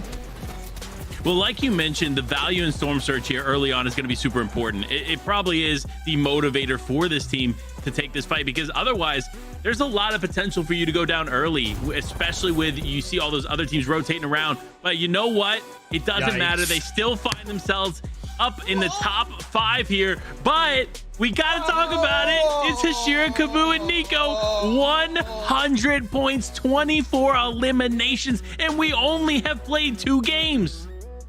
Is that allowed? Like, are you allowed to do that? Like, we talked about the previous broadcast talked about it's going to be a little bit over 100 points to qualify, and these guys have 100 points in the first 2 matches, absolutely slaying out in these lobbies. But look at second place. They were able to get a nice number of eliminations too. They're not that far behind. They aren't, but we gotta spotlight this team. We gotta talk about it. They've made a total finals of 9. They've played 12 events in total together, meaning there are only 3 events that they didn't make it to the finals, right? And then in season 7, the season we just saw wrap up here just a few months ago, they placed 4th. So this is a team that knows how to handle these high pressure situations. They know how to come out on top, which is why we see them at the top of the leaderboards here in semifinals, day number 1. Yeah, talk about chemistry. That is exactly what's being shown. It's on display for everyone to see. If anyone tells you should split up, find a new trio, I think Hashira, Nico, they're a perfect example. Stick together, figure out the best way to play with your teammates, and get better overall. It's all about building that synergy, right? That's kind of like what we're seeing here in the great shakeup of Chapter 2 Season 8. These trios that are kind of splitting apart and reforming, they have one season to try and to kind of build up these mechanics together, right? If you're a trio that's already spent a season doing that, you come back in, now you're pushing trios, then they're like, hey, what are we supposed to do? Wait, I don't want you to go in. Wait, why did you take that fight? It's like, hey, these trios that are sticking together, that have built up these mechanics, that have built these synergies as a trio, they will absolutely run away with games like this, right? This is, though unexpected, it's believable, right? Like, that's what happens when you put that time, effort, and work in. Stuff like this happens, but dude, 15 eliminations, game number 2. If they just have, Clay's right, if they have one half decent game, these guys have more than likely qualified, but the bus is ready to go, so that means so are we. So, Clay, Shyway, we're gonna kick it back your way. A halfway decent game to them is second place at this point.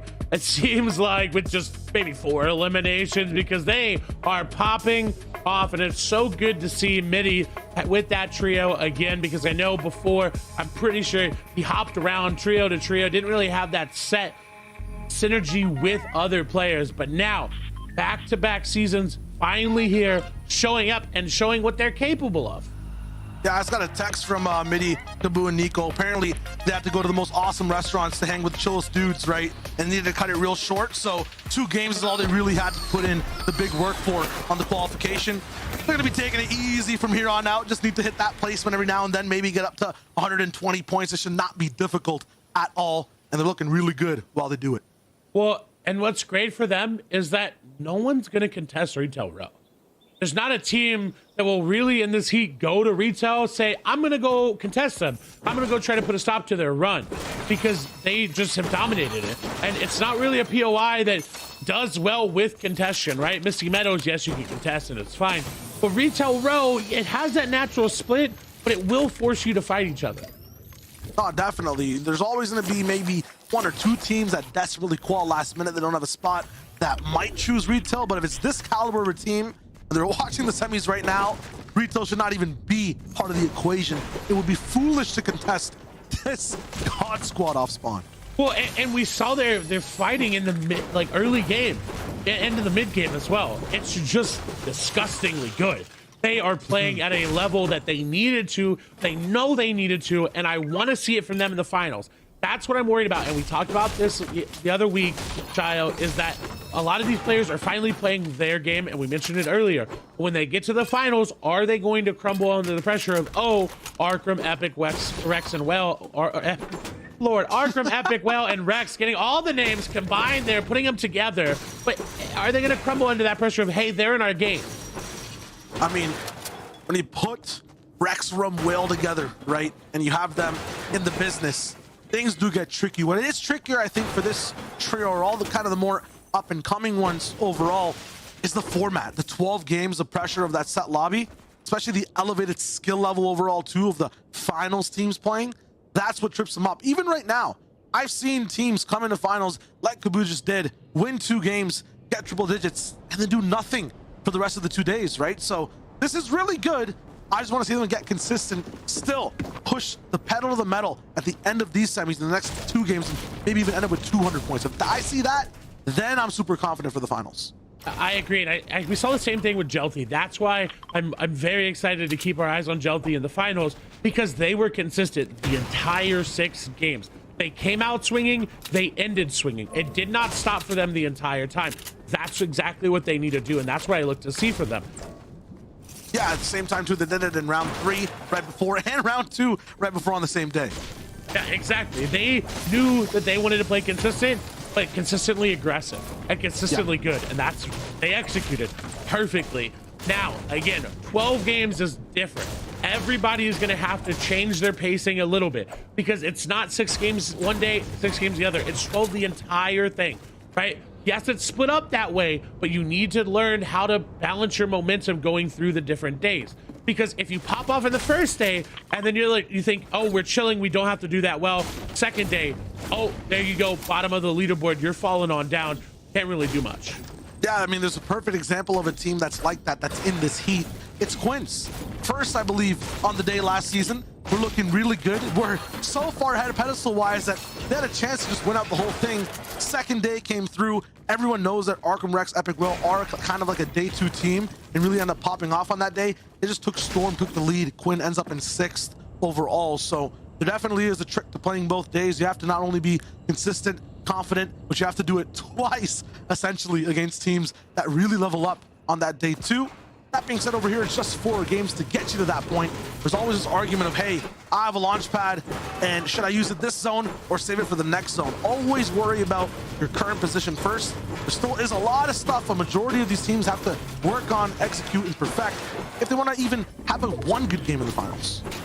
And I think that comes down to, obviously, experience, but it comes down to that mentality of, I need to use everything before I get eliminated. And we see that with these top trios. It doesn't matter when I'm using these chug splashes, as long as it keeps me up, as long as it keeps me in this present moment. If I have to use a launch pad to get out in this present moment, so be it. I'll make do in the final moments. I'll find something. I'll get creative. But we see a lot of these newer teams just hold on to that and just regret it. That's Conrad gonna get absolutely beamed there from every which way, gonna get caught out. And look at where Lewisart is. Why is Conrad all the way over here by himself? Might have had the wrong definition of split drop or split loop path in the dictionary. And a perfect example of has a launch pad inside that inventory that Alzello kind of seals away. He could have instantly put that down, flown away, and his teammate who was at this gas station could have provided cover and made sure he wasn't getting shot over and over again. I like what Alzello and High Ground do right here. They go right towards the reboot van because they know no matter what happens, Lewisart and Saigon might go straight for that card and then go straight to the van. So they cut off the van first, make sure no one's coming across Pleasant Park. And wow, Zello's landing the craziest shots all the way up top to that spire. I mean, you do not want to mess with these guys. Imagine you're that trio, Clay. Your teammate just went down and you're getting shot from a distance of 200 meters. That's tough to challenge. Really is. And so they're going to back off. They're going to disengage. They don't really want to keep that pressure up, and it's fine. You don't have to. Yes, you got your one Elim. You got a good amount of surge damage towards your total. Be okay with that. That's it. And you'll see a lot of the top trios who do that. They'll get one Elim, they'll get the loot, and they'll back off. They're okay grabbing that. But moving over K-Nox Falconer, Chris, I love that they're already out of their POIs. They're already moving. It's not them staying in the same spot over and over, because that's what K-Nox struggled with a lot when they were on a different trio. When they were landing Dirty Docks, they stayed in the same area and did not move for those surge tags, and that's ultimately what cost them a lot of their games. Gotta be dynamic, can't stay static. It's the same for Salco inside these fights. The Fireball and Mojo gonna really go for pinches, but really have to switch up the angles or else to become predictable like a math problem. You do it once and you can easily solve it again, but Salco has the riddles. He's got the calculus. You're gonna have to do derivatives to solve the way he enters the box. No chance for that player. He's not in that great. He's not up to par intelligence-wise. Salco making it look so easy. That was beautiful. I mean, that was just really good Fortnite right there. Now what can they find? Anyone else? I like that they're not afraid to use that harpoon to get in because they have the follow-up of that legendary shotgun. Honestly, the charge is a little bit scary when you get into these moments, but they've got the damage. They've got the teammates to back them up. Defiable is going to get pushed onto, but it doesn't matter. The shotgun aim is there. Mojo gets the Elim on the other side in a 1v1. This is great. This is good. I'm liking the fact that they really pressure one side of that entire build fight, and then Mojo's there like the toothbrush to the toothpaste to catch any of the paste kind of coming out the other end, the exit valve, right, and make sure he wins his ones on that side. So that's huge for Mojo. Arc Elate, and as well as Elate. are going to be the new contenders here at Sludgy. Not sure if they just really like that end game or where they came from, but they're going to be the ones kind of contesting. It was Whistly who was here, right? Making sure they're not going to have the easiest path all the way to the finals. I think Sludges is one of those underrated POIs. It always will be. Anywhere you can get free shields and you don't have to touch those ones in your inventory is going to be great, as unfortunately Campy will fall. They are going to chop them down. That'll be them going down. But look, another trio making their way in. They've been spotted out, though. They know that they're on the way.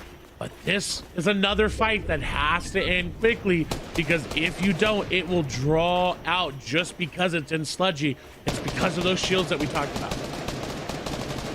Always dangerous also fighting against Kevin Gurney. When you're looking at the way he's kind of fought in the last 2 games, it's, I would say, a Wasp level or a B level type of fighter. He'll have one big sting to throw, but he's going to put himself all into it. And afterwards, his finger's gone. He has no more shots left. Might take out one person, but it'll cost him his life, though, as he goes for it. So they'll wait to send Kevin in at any moment. Follow those just looking for any type of damage first. They're going to be far away from zone, but they got a whole minute to keep having fun with this fight. I hear a chop down, but nothing really broke, so things are getting weird here on this side of the map. Oh, it's a trio holding them all out. Look at those yellow arrows at the top right of your mini map there. Hera involved in this too. You see those beams coming all the way on the other side. That makes it that much more complicated. But look, Blako, separated from the trio, is going to have to run their way over, hope that they don't take a lot of damage. Luckily, taking none right now. The team down below recognized that. They could have capitalized, but unfortunately, they're going to let him rotate through. Great decision for them. I like that they didn't overinvest. I like that they didn't overcommit, because, again, that's one of those fights that, like steamy stacks, naturally will just draw out. Because everyone's like, oh, I've got medkits, I've got bandages, I'll just wait in zone. I'll fly my way out with the stacks. Always options available, and things always go to plan. Now, the big thing, too, for Coin Wave Cool, what were we talking about per game? How many points did you have? 25. 25. They're at basically almost 50. They've hit perfect in terms of keeping up with consistency in the first 2 games. So all they need to do now is stay on that track, make these end games. Looking at the way they're playing, too, overall, with how they got here to this point at the 49, it's been a 5th place and then an 11th with 6 elims. So it's not the craziest results, but it is consistent. And that's what we need. I mean, that's what you need in the 12-day finals. They're gonna need a little bit more today. I'm hoping for a 3rd place, maybe close to double-digit eliminations there for them. Honestly, if they're able to pick up a victory royale, I don't know if they'll be able to be stopped on that qualification run. As we see where that zone is, this will be an interesting one. There's changes in elevation, but there's only 2 really big ones in the center of the zone. Everywhere else, it's minor changes here or there. They don't really have to worry about much. And that bodes well for a lot of these teams that are on the low ground, because like we saw in game number 1, Falconer had to launch pad to the mid ground to then take low ground. Here, they'll get to operate on the low ground, but they've decided to just base up and look for those tags. I like it. Caden Knox, Falconer, and Chris are slightly higher too, which is different. Alder, Lamau, and Misa are going to be moving forward as well, but they're going to be at slightly different stakes. 127 damage below. Landing a few tags to get them higher, but the job is not done. They've just merely clocked in. Have a huge shift to catch up on. 53 now. They're really doing the right things, doing the good work, and moving outside the zone. This is tricky, but good to find damage with. A lot of people might be caught off guard, like Smile in front of them. You'll never expect shots to come behind you. Usually you're looking at the safe zone and blocking there first. Kind of blocking Nox's shot, like you see. He's kind of pressured up the purple arrows on the minimap, looking at the green. At the same time, if you're moving outside the zone, you can also be privy to anyone else looking to damage you. They've got to be careful. They're teetering back and forth above and below Surge, and you're right, they do have that safety net of not really many players going behind, but this is great for them as the teams that did slide to their left, they need to eliminate for Surge. And we're moving over to Takata and Lazy Lake, who is 193 below. They have to go in. They're backing up for Halcon to heal, but Takata and XDios need to keep the pressure up, need to keep going 119 below. They have to just keep pressuring. They're going for these shots where they're trying to trade it out. 83 below. Zone Sturridge is now active with the zone. It is turned on. They have to hop in, and once this team realizes that, they're just going to keep playing even more defensive. XDO is going to take a lot of damage, but they are going to get a knock. Is it going to be enough to put them above? It is. They're going to get another knock. This is great. This is what I want to see from their team. That's going to be elimination after elimination, but can they find that third one? Can they find the last one? But for now, they're above Surge. They're chilling. And how did that happen? XDO's rolling in with the best pre-edits I've seen on West so far. Those super half walls coming in, where I would guess the 2/3 walls just have a little bit at the bottom. They just dodged that pump as well. Oh my god, the timing is impeccable from this man. There's a whole new trio coming in though. They're not gonna have pre-edits on them. He utilizes the same edit too to reply with a huge pump and beam. XDO's is insane over here. Does he have a lazy leg buff or something? He should not be landing these shots, but he is, and he keeps going for it. I don't know if it's a lazy leg buff or it's just him with that shotgun in the inventory. I think any shotgun in XDO's inventory right now would put him in a great spot. They are going to get that one. They're going to go for the shakedown too. I like that they've decided, hey, we're going to disengage from this. We're going for that shakedown because now they'll know everything about the enemy team, exactly where they are. Takada's got to be careful though, not as healthy as they want to be, as we see Pumps and company just disengage. Halcon keeping that pressure up. Great, and luckily for Halcon, they've got that other team spraying nearby. This is just helping them immensely. But Takada winning that fight, wanted Storm Surge, wanted a couple elims, and wanted to back away. They've got that and more. They need to get out. Much more super value at this point. I want to see and follow XDO's a little bit in this end game. That being said, the pre-edits were a big reason, and the 1v3 potential was also huge for them to pick that up. They're going to keep going on a Coaxi. They're not done here. Pumps left on his own. Coaxi has to go a little bit the high ground to heal up and kind of separate himself from the pressure. They've gained so much ground here at the top of Lazy Lake. They've taken over 6 different bases. There's no stopping Takada, XDO's, and Halcon when they get started. This is a momentous team. They're pickaxing builds out in the open. They don't care right now. Looking to catch up just by taking out everyone else in the lobby. And they know that they have to play catch up. They know that their first couple games did not go their favor. So now all of a sudden they have to be aggressive. And this is great to see because again, it's only 4 games. If this was the 6-game format, I'd be worried that they're going this aggressive in their 3rd game. But because there's only 1 more essentially after this, this is great. They've got to do this. I love seeing this. They've got to find this Elam though. They've invested a lot of time, a lot of energy, a lot of resources. I want to find it, but look, we go over Batman Booga. The only person remaining on the trio is going back for what is the reboot card, and any extra mats that they can find has to get out. He cannot 1v3 this situation right now. There are I think it's West, so I'm gonna say it. There's 1 reboot in zone that's possible, but I just don't think it's probable. Right? It's there. It's probable. Well, probable. I don't think it's possible. Yeah. Either way, either or. You could argue both sides, right? That it's more likely or less likely. He is though. Batman Booga is alive. 62 points. He can really push for that clutch near the 4th zone. Is where we see some of these 20-point clutches come through. Where does the team need to be by the end of this game if they get eliminated or the game ends? Around 75, 80 points if they want to be comfortable having a really good banger of a last game. Batman Booga's about 20 away from that. A long way away from that. I don't even think there is a van in this zone. I'm not sure. Every time I do call that there's not, 7 reboots come in, so we'll have to wait and see. Well, and let's just point out that there's only 1 more game after this. Yeah. Again, we're used to these 6-game formats. There's 1 more game to go. For everybody that does not want to make that semifinals that's like the reboot round from last season, they have to do well this game, and then they have to do well next game. Because if they fall short here, it puts even more pressure on a pop-off game like we just saw last game from Nico and company. They have to do that. They have to get a 15 elimination victory round. But Batman Booga just wants to survive, so that way that's not them. They don't have to go for that pressure. Great awareness right there to find that recycled launchpad. That's one of the things this season that I don't think enough pros are doing, is going for that recycled launchpad. But it's great to see it from him. I don't like that he's getting this aggressive onto a trio though, but it's because he has to. Kind of has to frill his neck, right? Like kind of those lizards in the desert.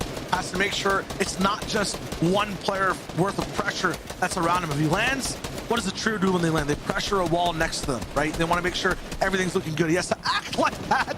As soon as I say that, he gets super beamed, mega beamed by a team on the same layer. No chance for Batman Booga to ride through the night this time. We'll see what happens for them next game. Really need to play catch up, have a 50-point game almost to qual from their position. XDO, Sokata, Halcon, I mean, not sure what else they need except to just replicate what they've done so far. Either double the eliminations, get towards 10, and need to get towards the top 5. Really to have the points needed to then do that again next game. Well, and it's hard when you have a team like Midi, Kaboo, and Nico who are still getting these eliminations and they're taking them away from you, because every elim they take away from you, the harder it is to catch them.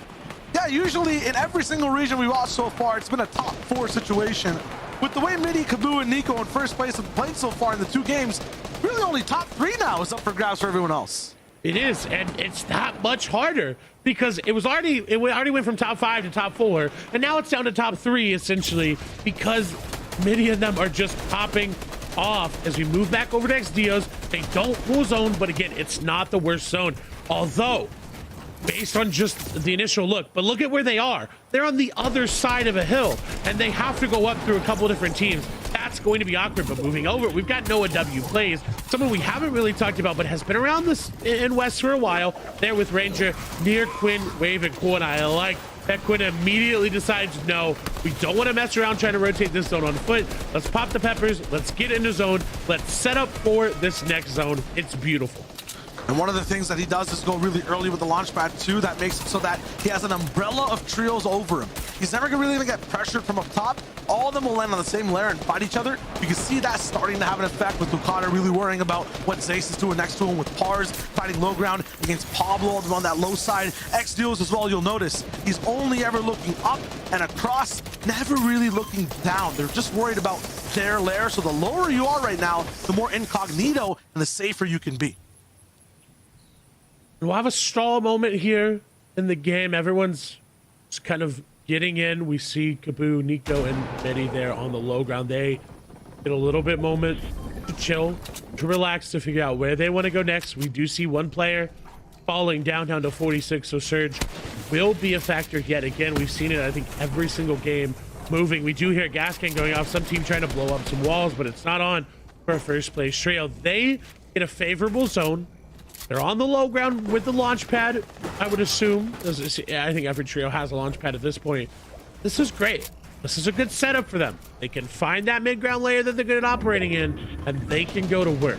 The question is, who is going to find high ground, and who's going to dominate it? Because we have yet to see a really dominant high ground performance. I can answer that for you. For now, it's nobody. Never is there anyone in the 6th zone really pushing for height at all. One of the strongest teams of the region, like playing low, and have done it for 2 games in a row. That's Chris Kadenox Falconer on your screen right now. Look at that. They drop down to the tarmac, now to the grass, really trying to make a way forward. But look at that mini map. It's jumbled with arrows. Chris is down 2. He can't handle the pressure. They're gonna have to go for a type of revive that's not even possible. It's not human to be able to do it. So Falconer has to leave his teammate behind. They'll have to operate as a duo now. That's gonna be so troublesome because you need a lot of bodies alive to maintain control of the layer you have. But Falconer with a great decision to just leave them, realize it's not worth it, and look at how far ahead of zone they already are compared to where they were. They are on the front side of zone, quickly got there because of that decision from Falconer just to leave him, and that'll allow him to heal back up. That'll allow him to get back to where they can actually take fights and look for these engagements. Cool, unfortunately, gonna fall there in the feed to Blako, as now Quinn will go down as well. Only Wave gonna be left alive yet again, and doesn't really have the loadout to do it. I'm sorry, but with the charge, he's really gonna have to put on a performance here to convince me that it is a great weapon right now, and this as a solo. Because here, if you have the opposite, if you have that epic pump shotgun, it's 10 times better in every regard. But I'm excited to see, can he prove me wrong? Will he be able to put it on? But he's going towards second height. He's trying to push for it. Reyna going down though.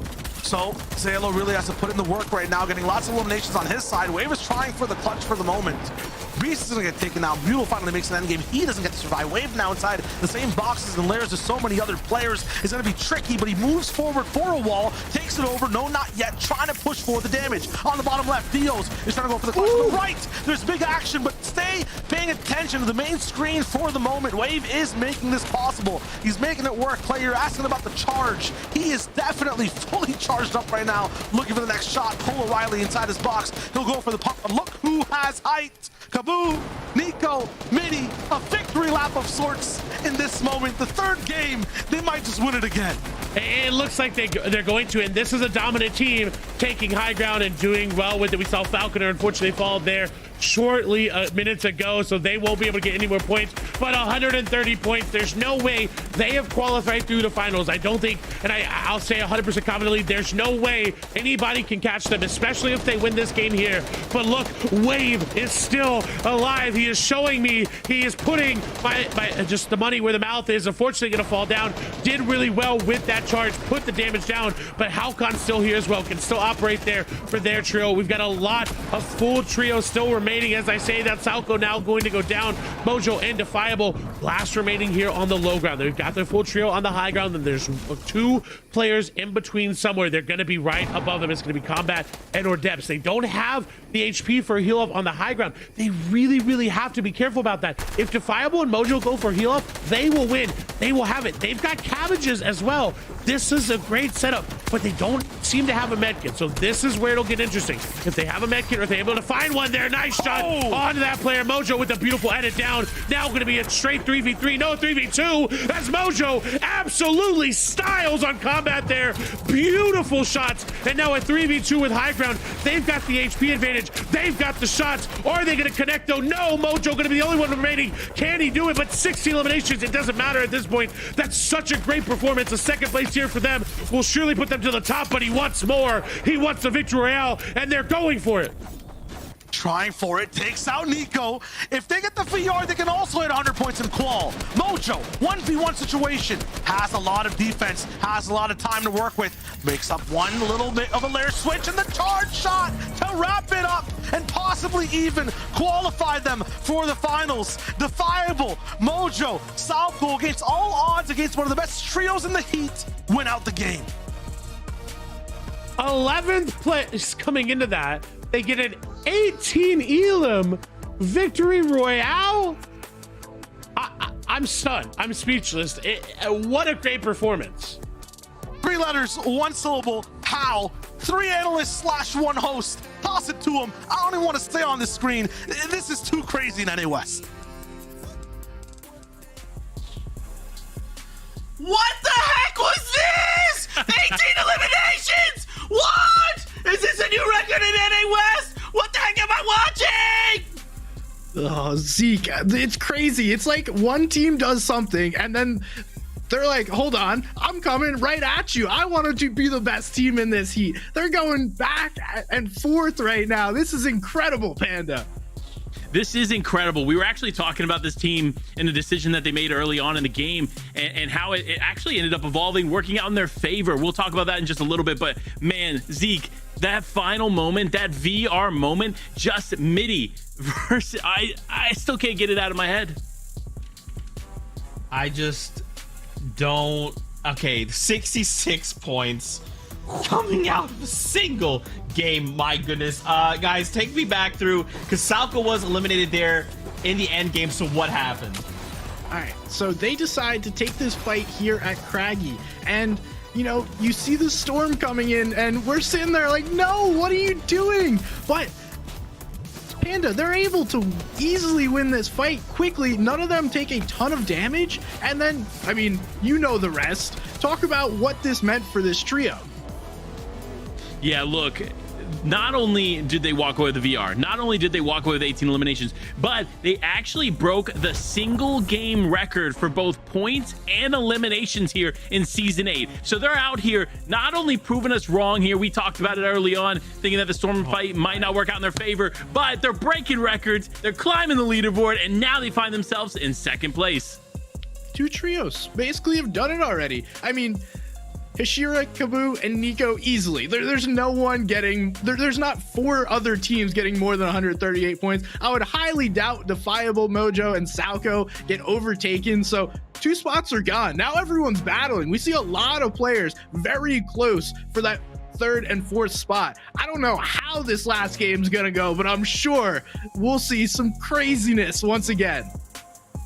Well, look, if you're Combat and Company or Falconer and Company, you're going to be focusing up in those final moments. You're just outside of that threshold into being able to qualify onto the finals. So you're definitely going to try to make something happen. But if you're on this page, it's gonna need to be massive. Like if you're Vanilla and Company, for example, here with Ranger and NOAH plays, you're going to have to not only have a massive game as far as getting the VR goes, you're going to need a 20 to 25 eliminations on top of a VR. So it's going to be tough here if you find yourself in 15th place to qualify. But don't worry, if you're a little bit lower on the leaderboard, there's a day 2.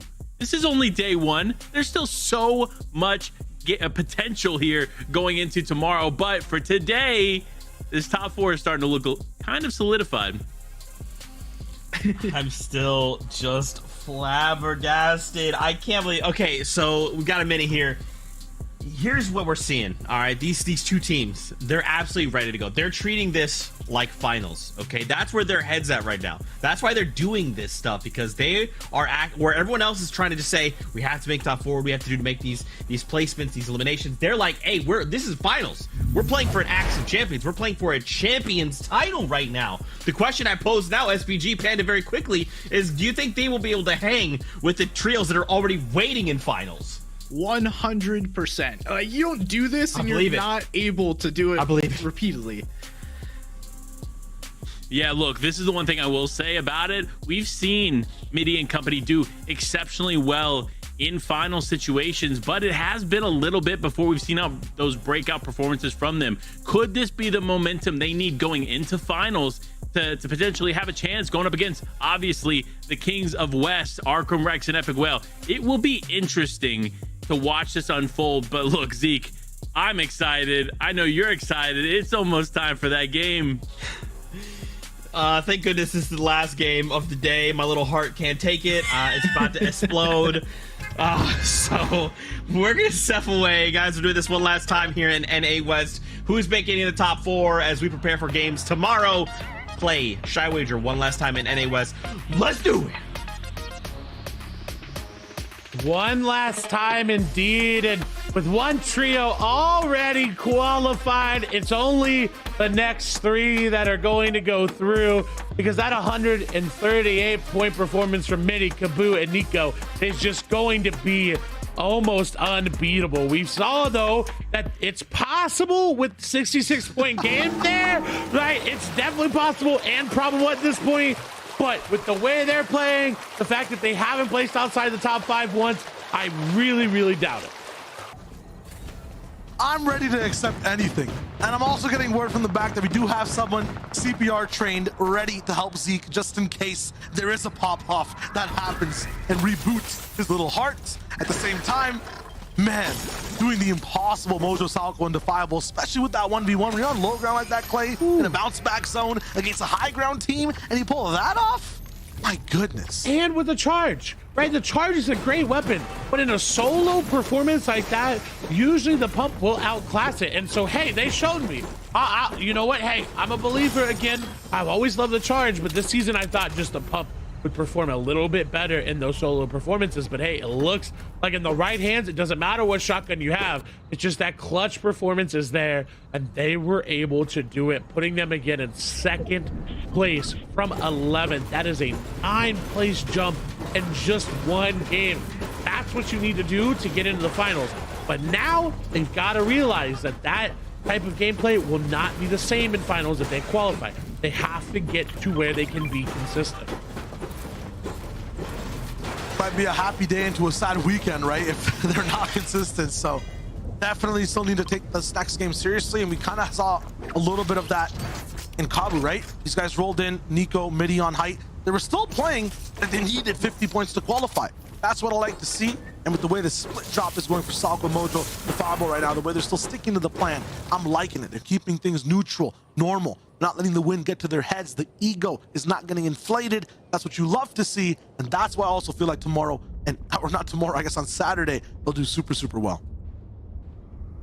Wait and see.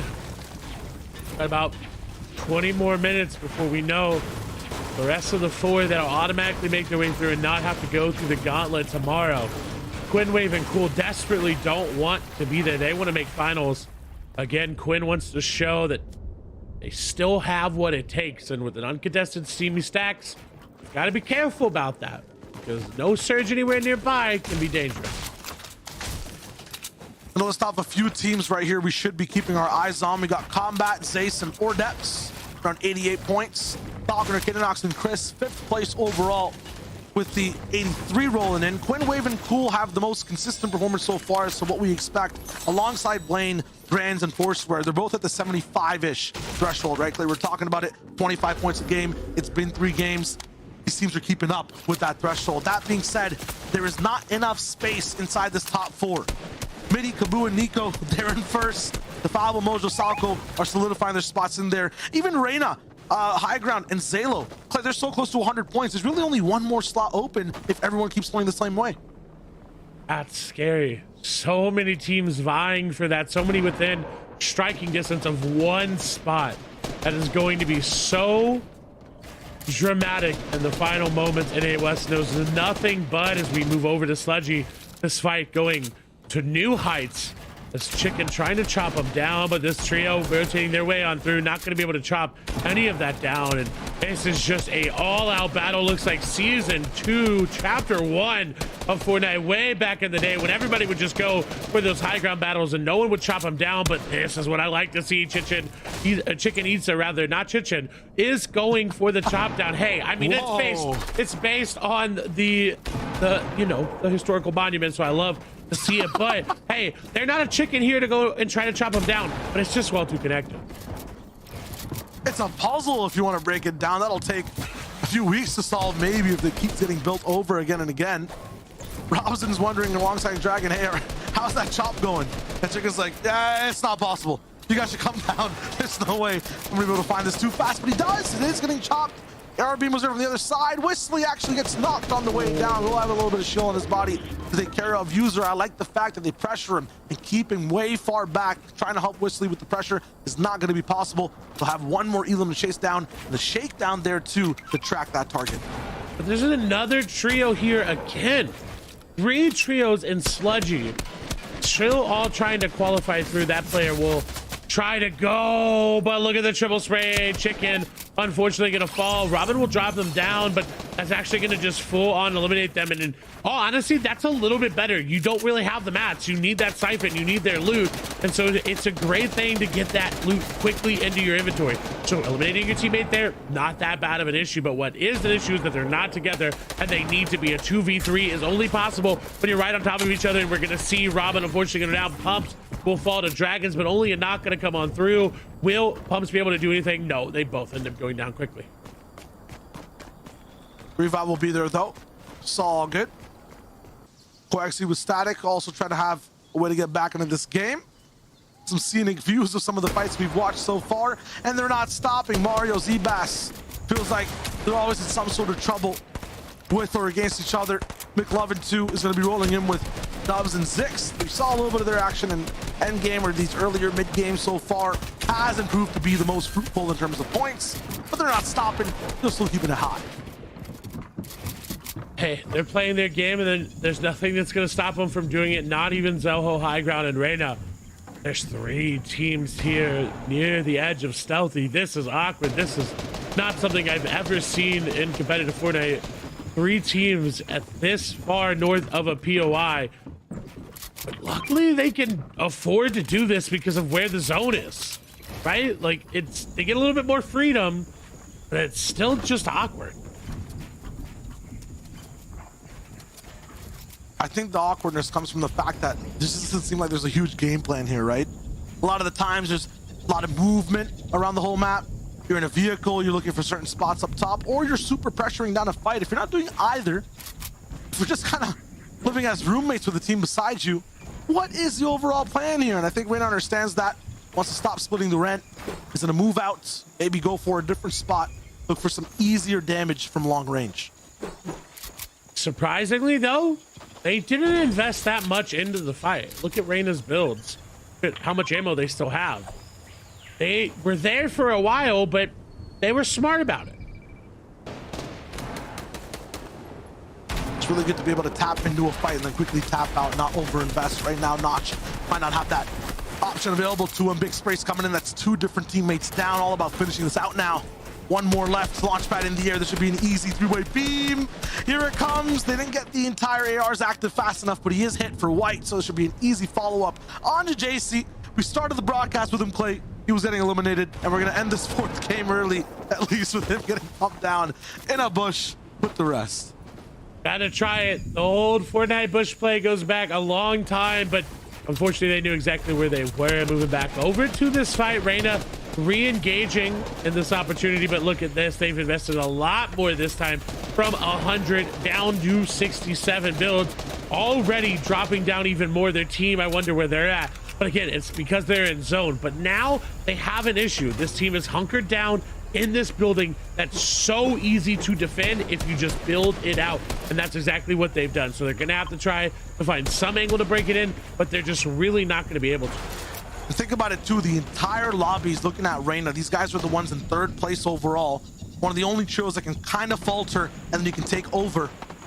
If you're anyone and you see their names in the feed, you might want to push them down, push them over, because if they go down, you now have a chance to qualify fully. It's going to be tough. They're the ones holding the line, the threshold for anyone to get a fast ticket to finals. And they disengage smartly. They are out. They realize that, hey, that's us. Can't afford that. We cannot afford to do that. And I like that they disengage. We already see a little bit more aggressive of a pace, but it's still NA West. It's still not going to be as aggressive as everyone thinks.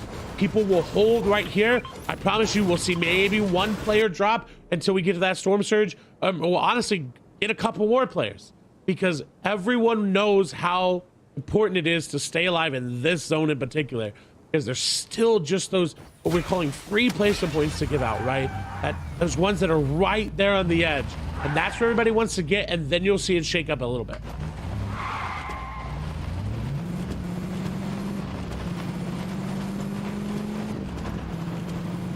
How many clutches does this trio still have left over for them? Is Kabu going to be a problem, really, in this end game as well? One big thing to note, too, is the fact that so many teams are now side by side at the 70-point threshold. Anything can really happen.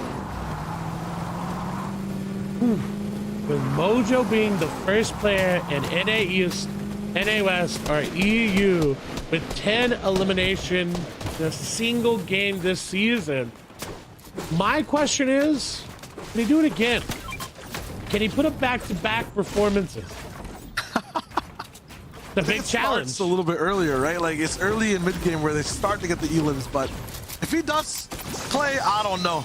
I want to see it in finals, too. Ooh, I do too. I do too. And another stat, Game 3 was the first victory royale from an unnamed POI and NA West this season, showing that it is possible. With the new changes to loot, you don't have to land at a place like Pleasant Park to be able to win. It's just very rare. The whole region definitely stirring the pot, especially against Mojo. Single-handedly has the big spoon. Having the most elims, making those unnamed POIs hit different. This man is just assembled alternatively, my friend.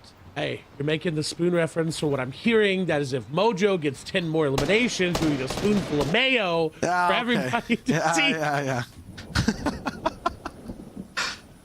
Sorry, you set it up. I had to go back there. For all of those that know, go watch that. It's great. It's great. And back over, though, Batman, Booga, Bumboy, and Jagger. We talked about them wanting to get a good game the last game, and unfortunately, they were not able to. So now is their pop-off game. They're behind by 30 points. They need to find those somewhere. They found 2 eliminations. That's great. But they need to keep finding more. They need to keep going, and they need to be aggressive. I can't imagine a finals without this trio in there. They're always the ones doing some wild card plays, ending up somewhere inside the top 10 overall, taking home a little bit of prize money. And so right now at 66 points, I'm not saying they need a miracle, but they need a big game right here, and no mistakes whatsoever rolling in to the north side of the Fortnite Island. This is going to be a very tricky zone to navigate for inexperienced teams. And I'm excited because of where Stealthy is. That provides even more of trickiness as well, because you can't build through those. You can't break through. You have to go immediately up.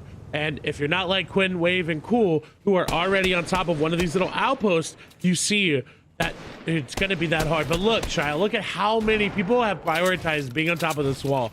They know you do not want to be on low ground when this zone comes over here. It's just not going to be worth it at all. Yeah, if you guys are unfamiliar with stealthy stronghold vibes in general, all these walls completely indestructible. You can't pass through them at all. There are some doors and gateways to kind of rat your way through, but once an end game really takes hold over here, it's all about mid ground and who kind of controls that. Overall, high ground plays their own game. Right now, Cool is focusing on causing as much destruction as possible in his version of Fortnite.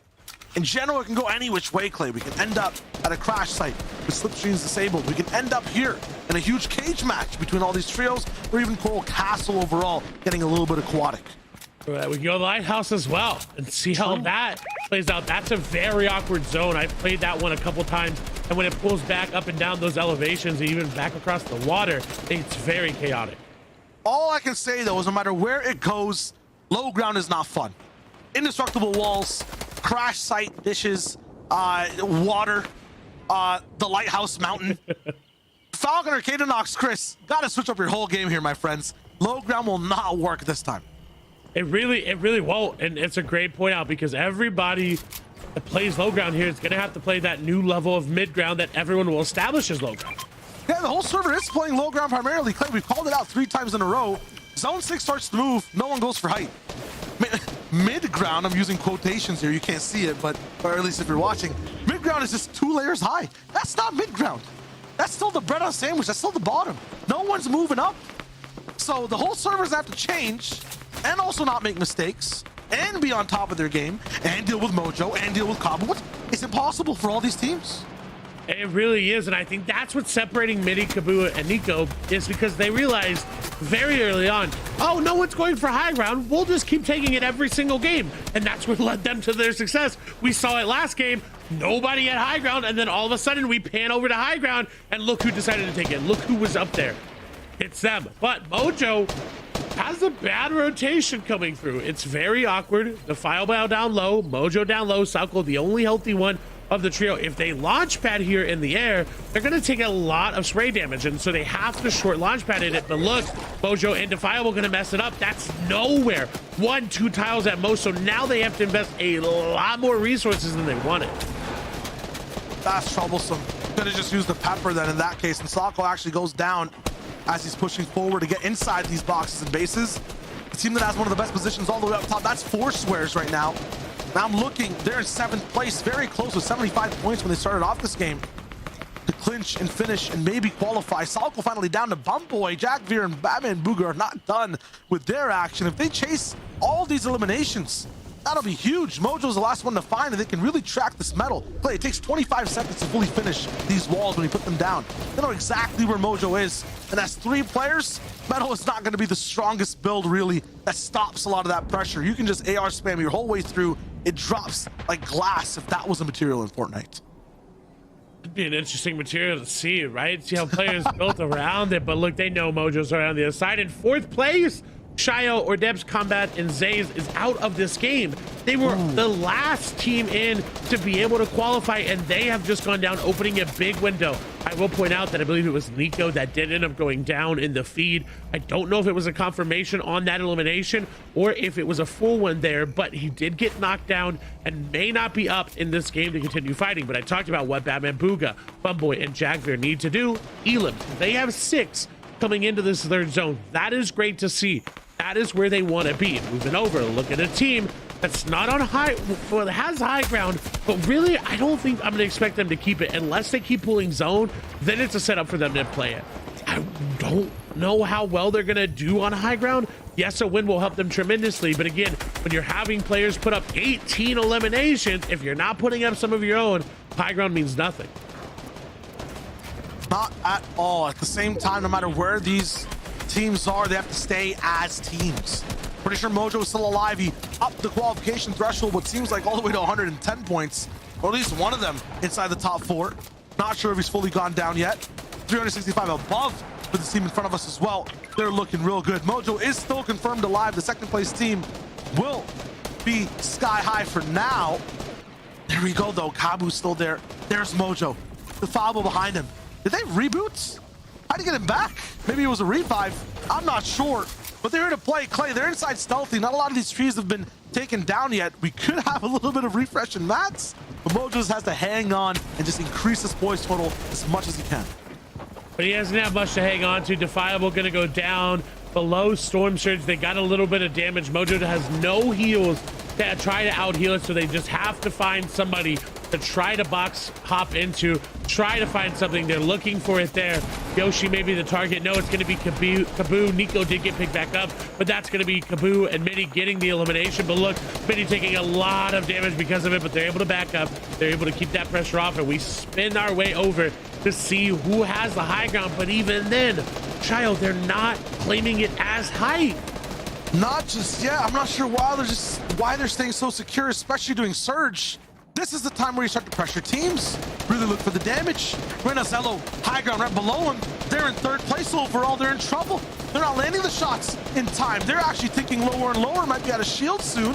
Forswear, 7th place underneath them, is staying low-key. Pounce on this trio. Zello's so low, Forswear doesn't know that just yet. He's going for long-range beams, and that's why they're so scared. Everyone has even and easy angles all the way here up top at their base. There's no chance for them to peek.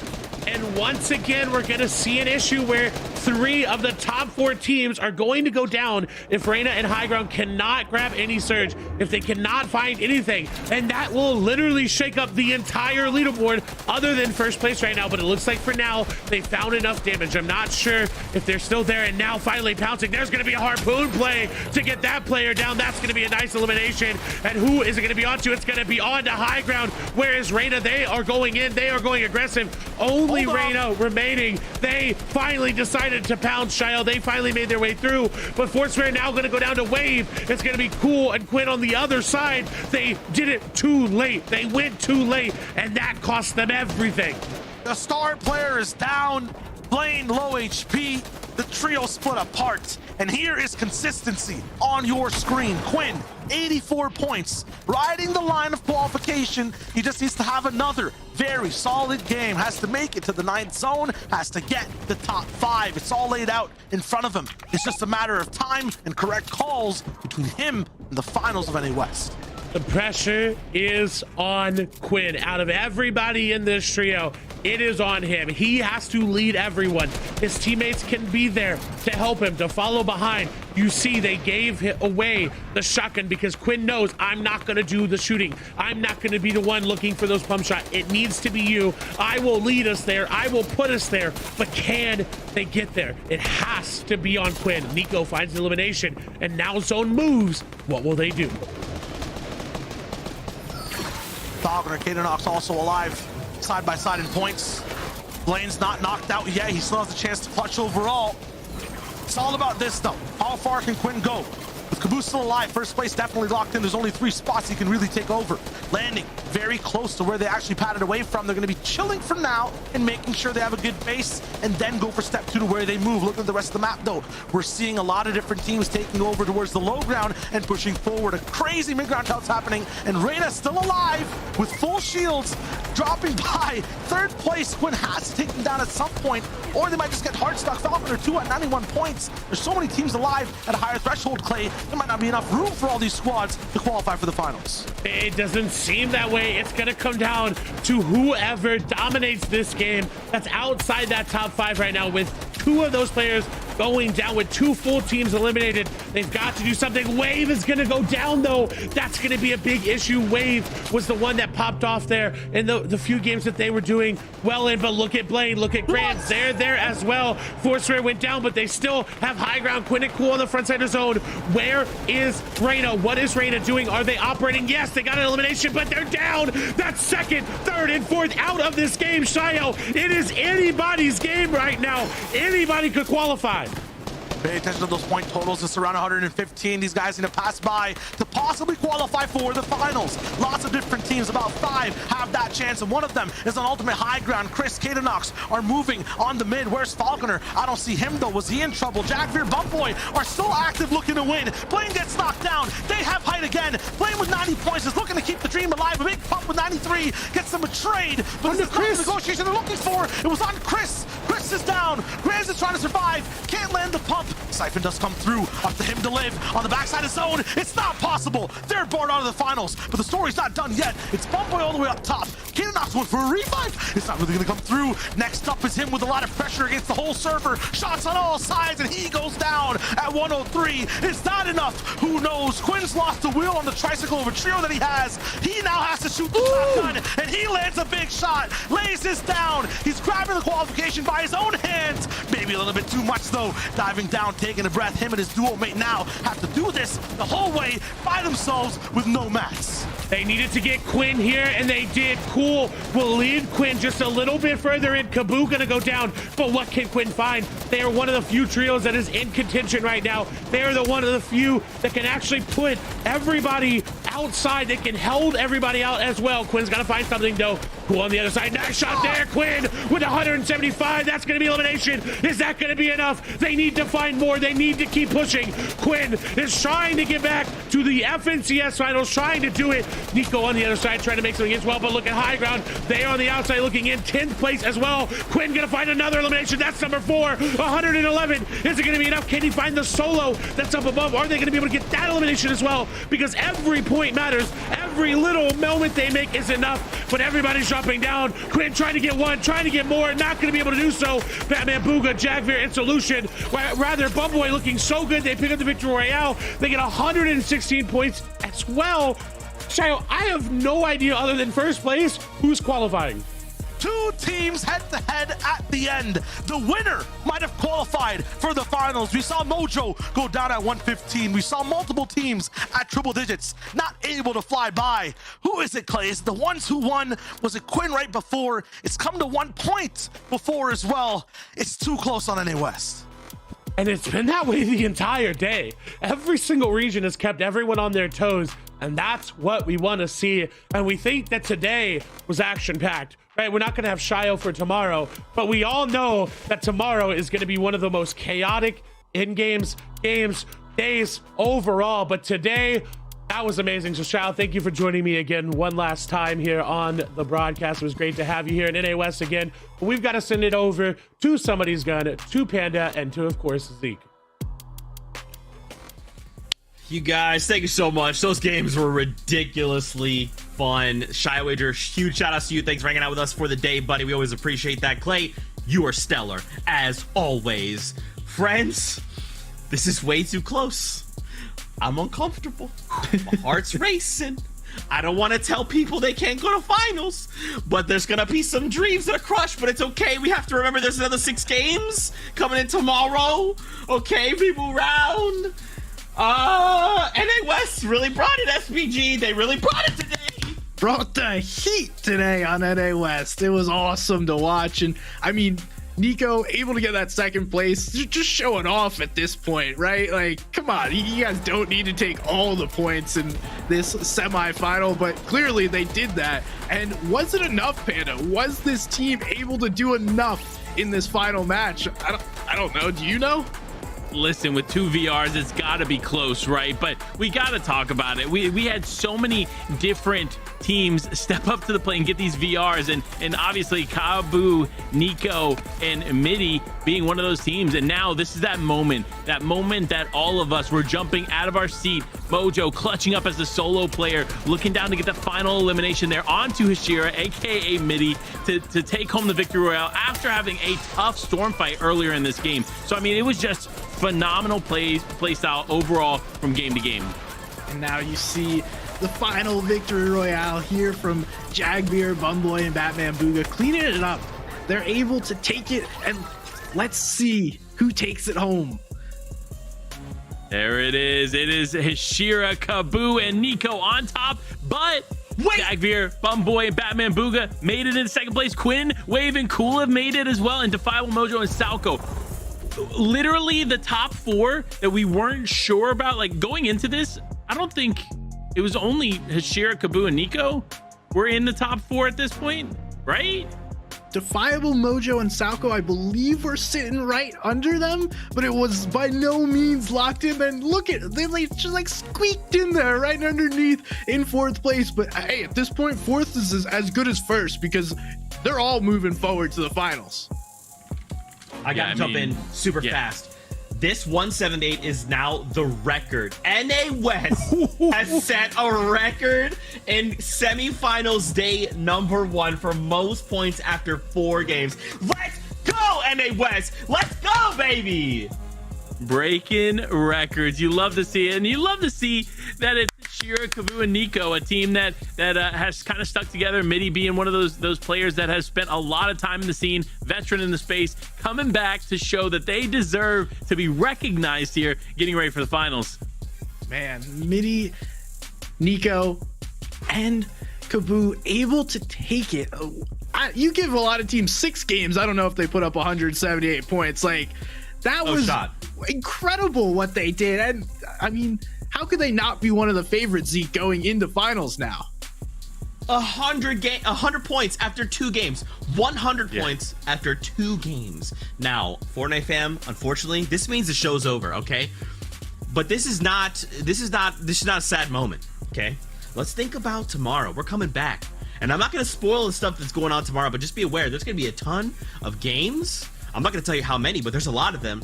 They're all reboot style, so just think of this. But the only thing that matters is the Victor Royale. Think about how crazy these games were, and we're going to be back here tomorrow to do it again. SPG, Panda, going to be back. Clay, going to be back. Sundown, back in the saddle as well.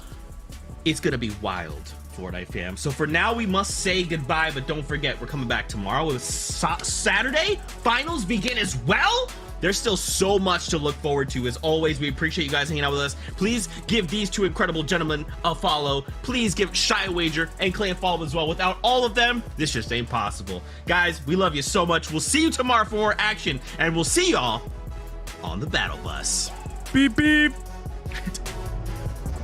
They obviously want to keep going, but look, we've got 18 shots coming through. Kabu is going to find Salco on the backside going in to other boxes. Will he find the one other player there? Edits are going to be there. He finds the elimination. Now it's a 2v3, and it's really awkward. Shots come through. That's going to be Falconer going down. No, Chris. Falconer the only one remaining, and they fall. Midi takes him down. How many more can they do? Can they get a victory royale here as well to just really solidify it in the second game? This is where it'll get interesting. If they have a med kit or if they're able to find one there, nice shot. Onto that player. Mojo with a beautiful edit down. Now going to be a straight 3v3, no 3v2, as Mojo absolutely styles on combat there. Beautiful shot. Mojo, 1v1 situation, has a lot of defense, has a lot of time to work with, makes up one little bit of a layer switch, and the charge shot to wrap it up. Who knows? Quinn's lost the wheel on the tricycle of a trio that he has. He now has to shoot the shotgun, and he lands a big shot, lays this down. He's grabbing the qualification by his own hands. Maybe a little bit too much, though. Diving down, taking a breath.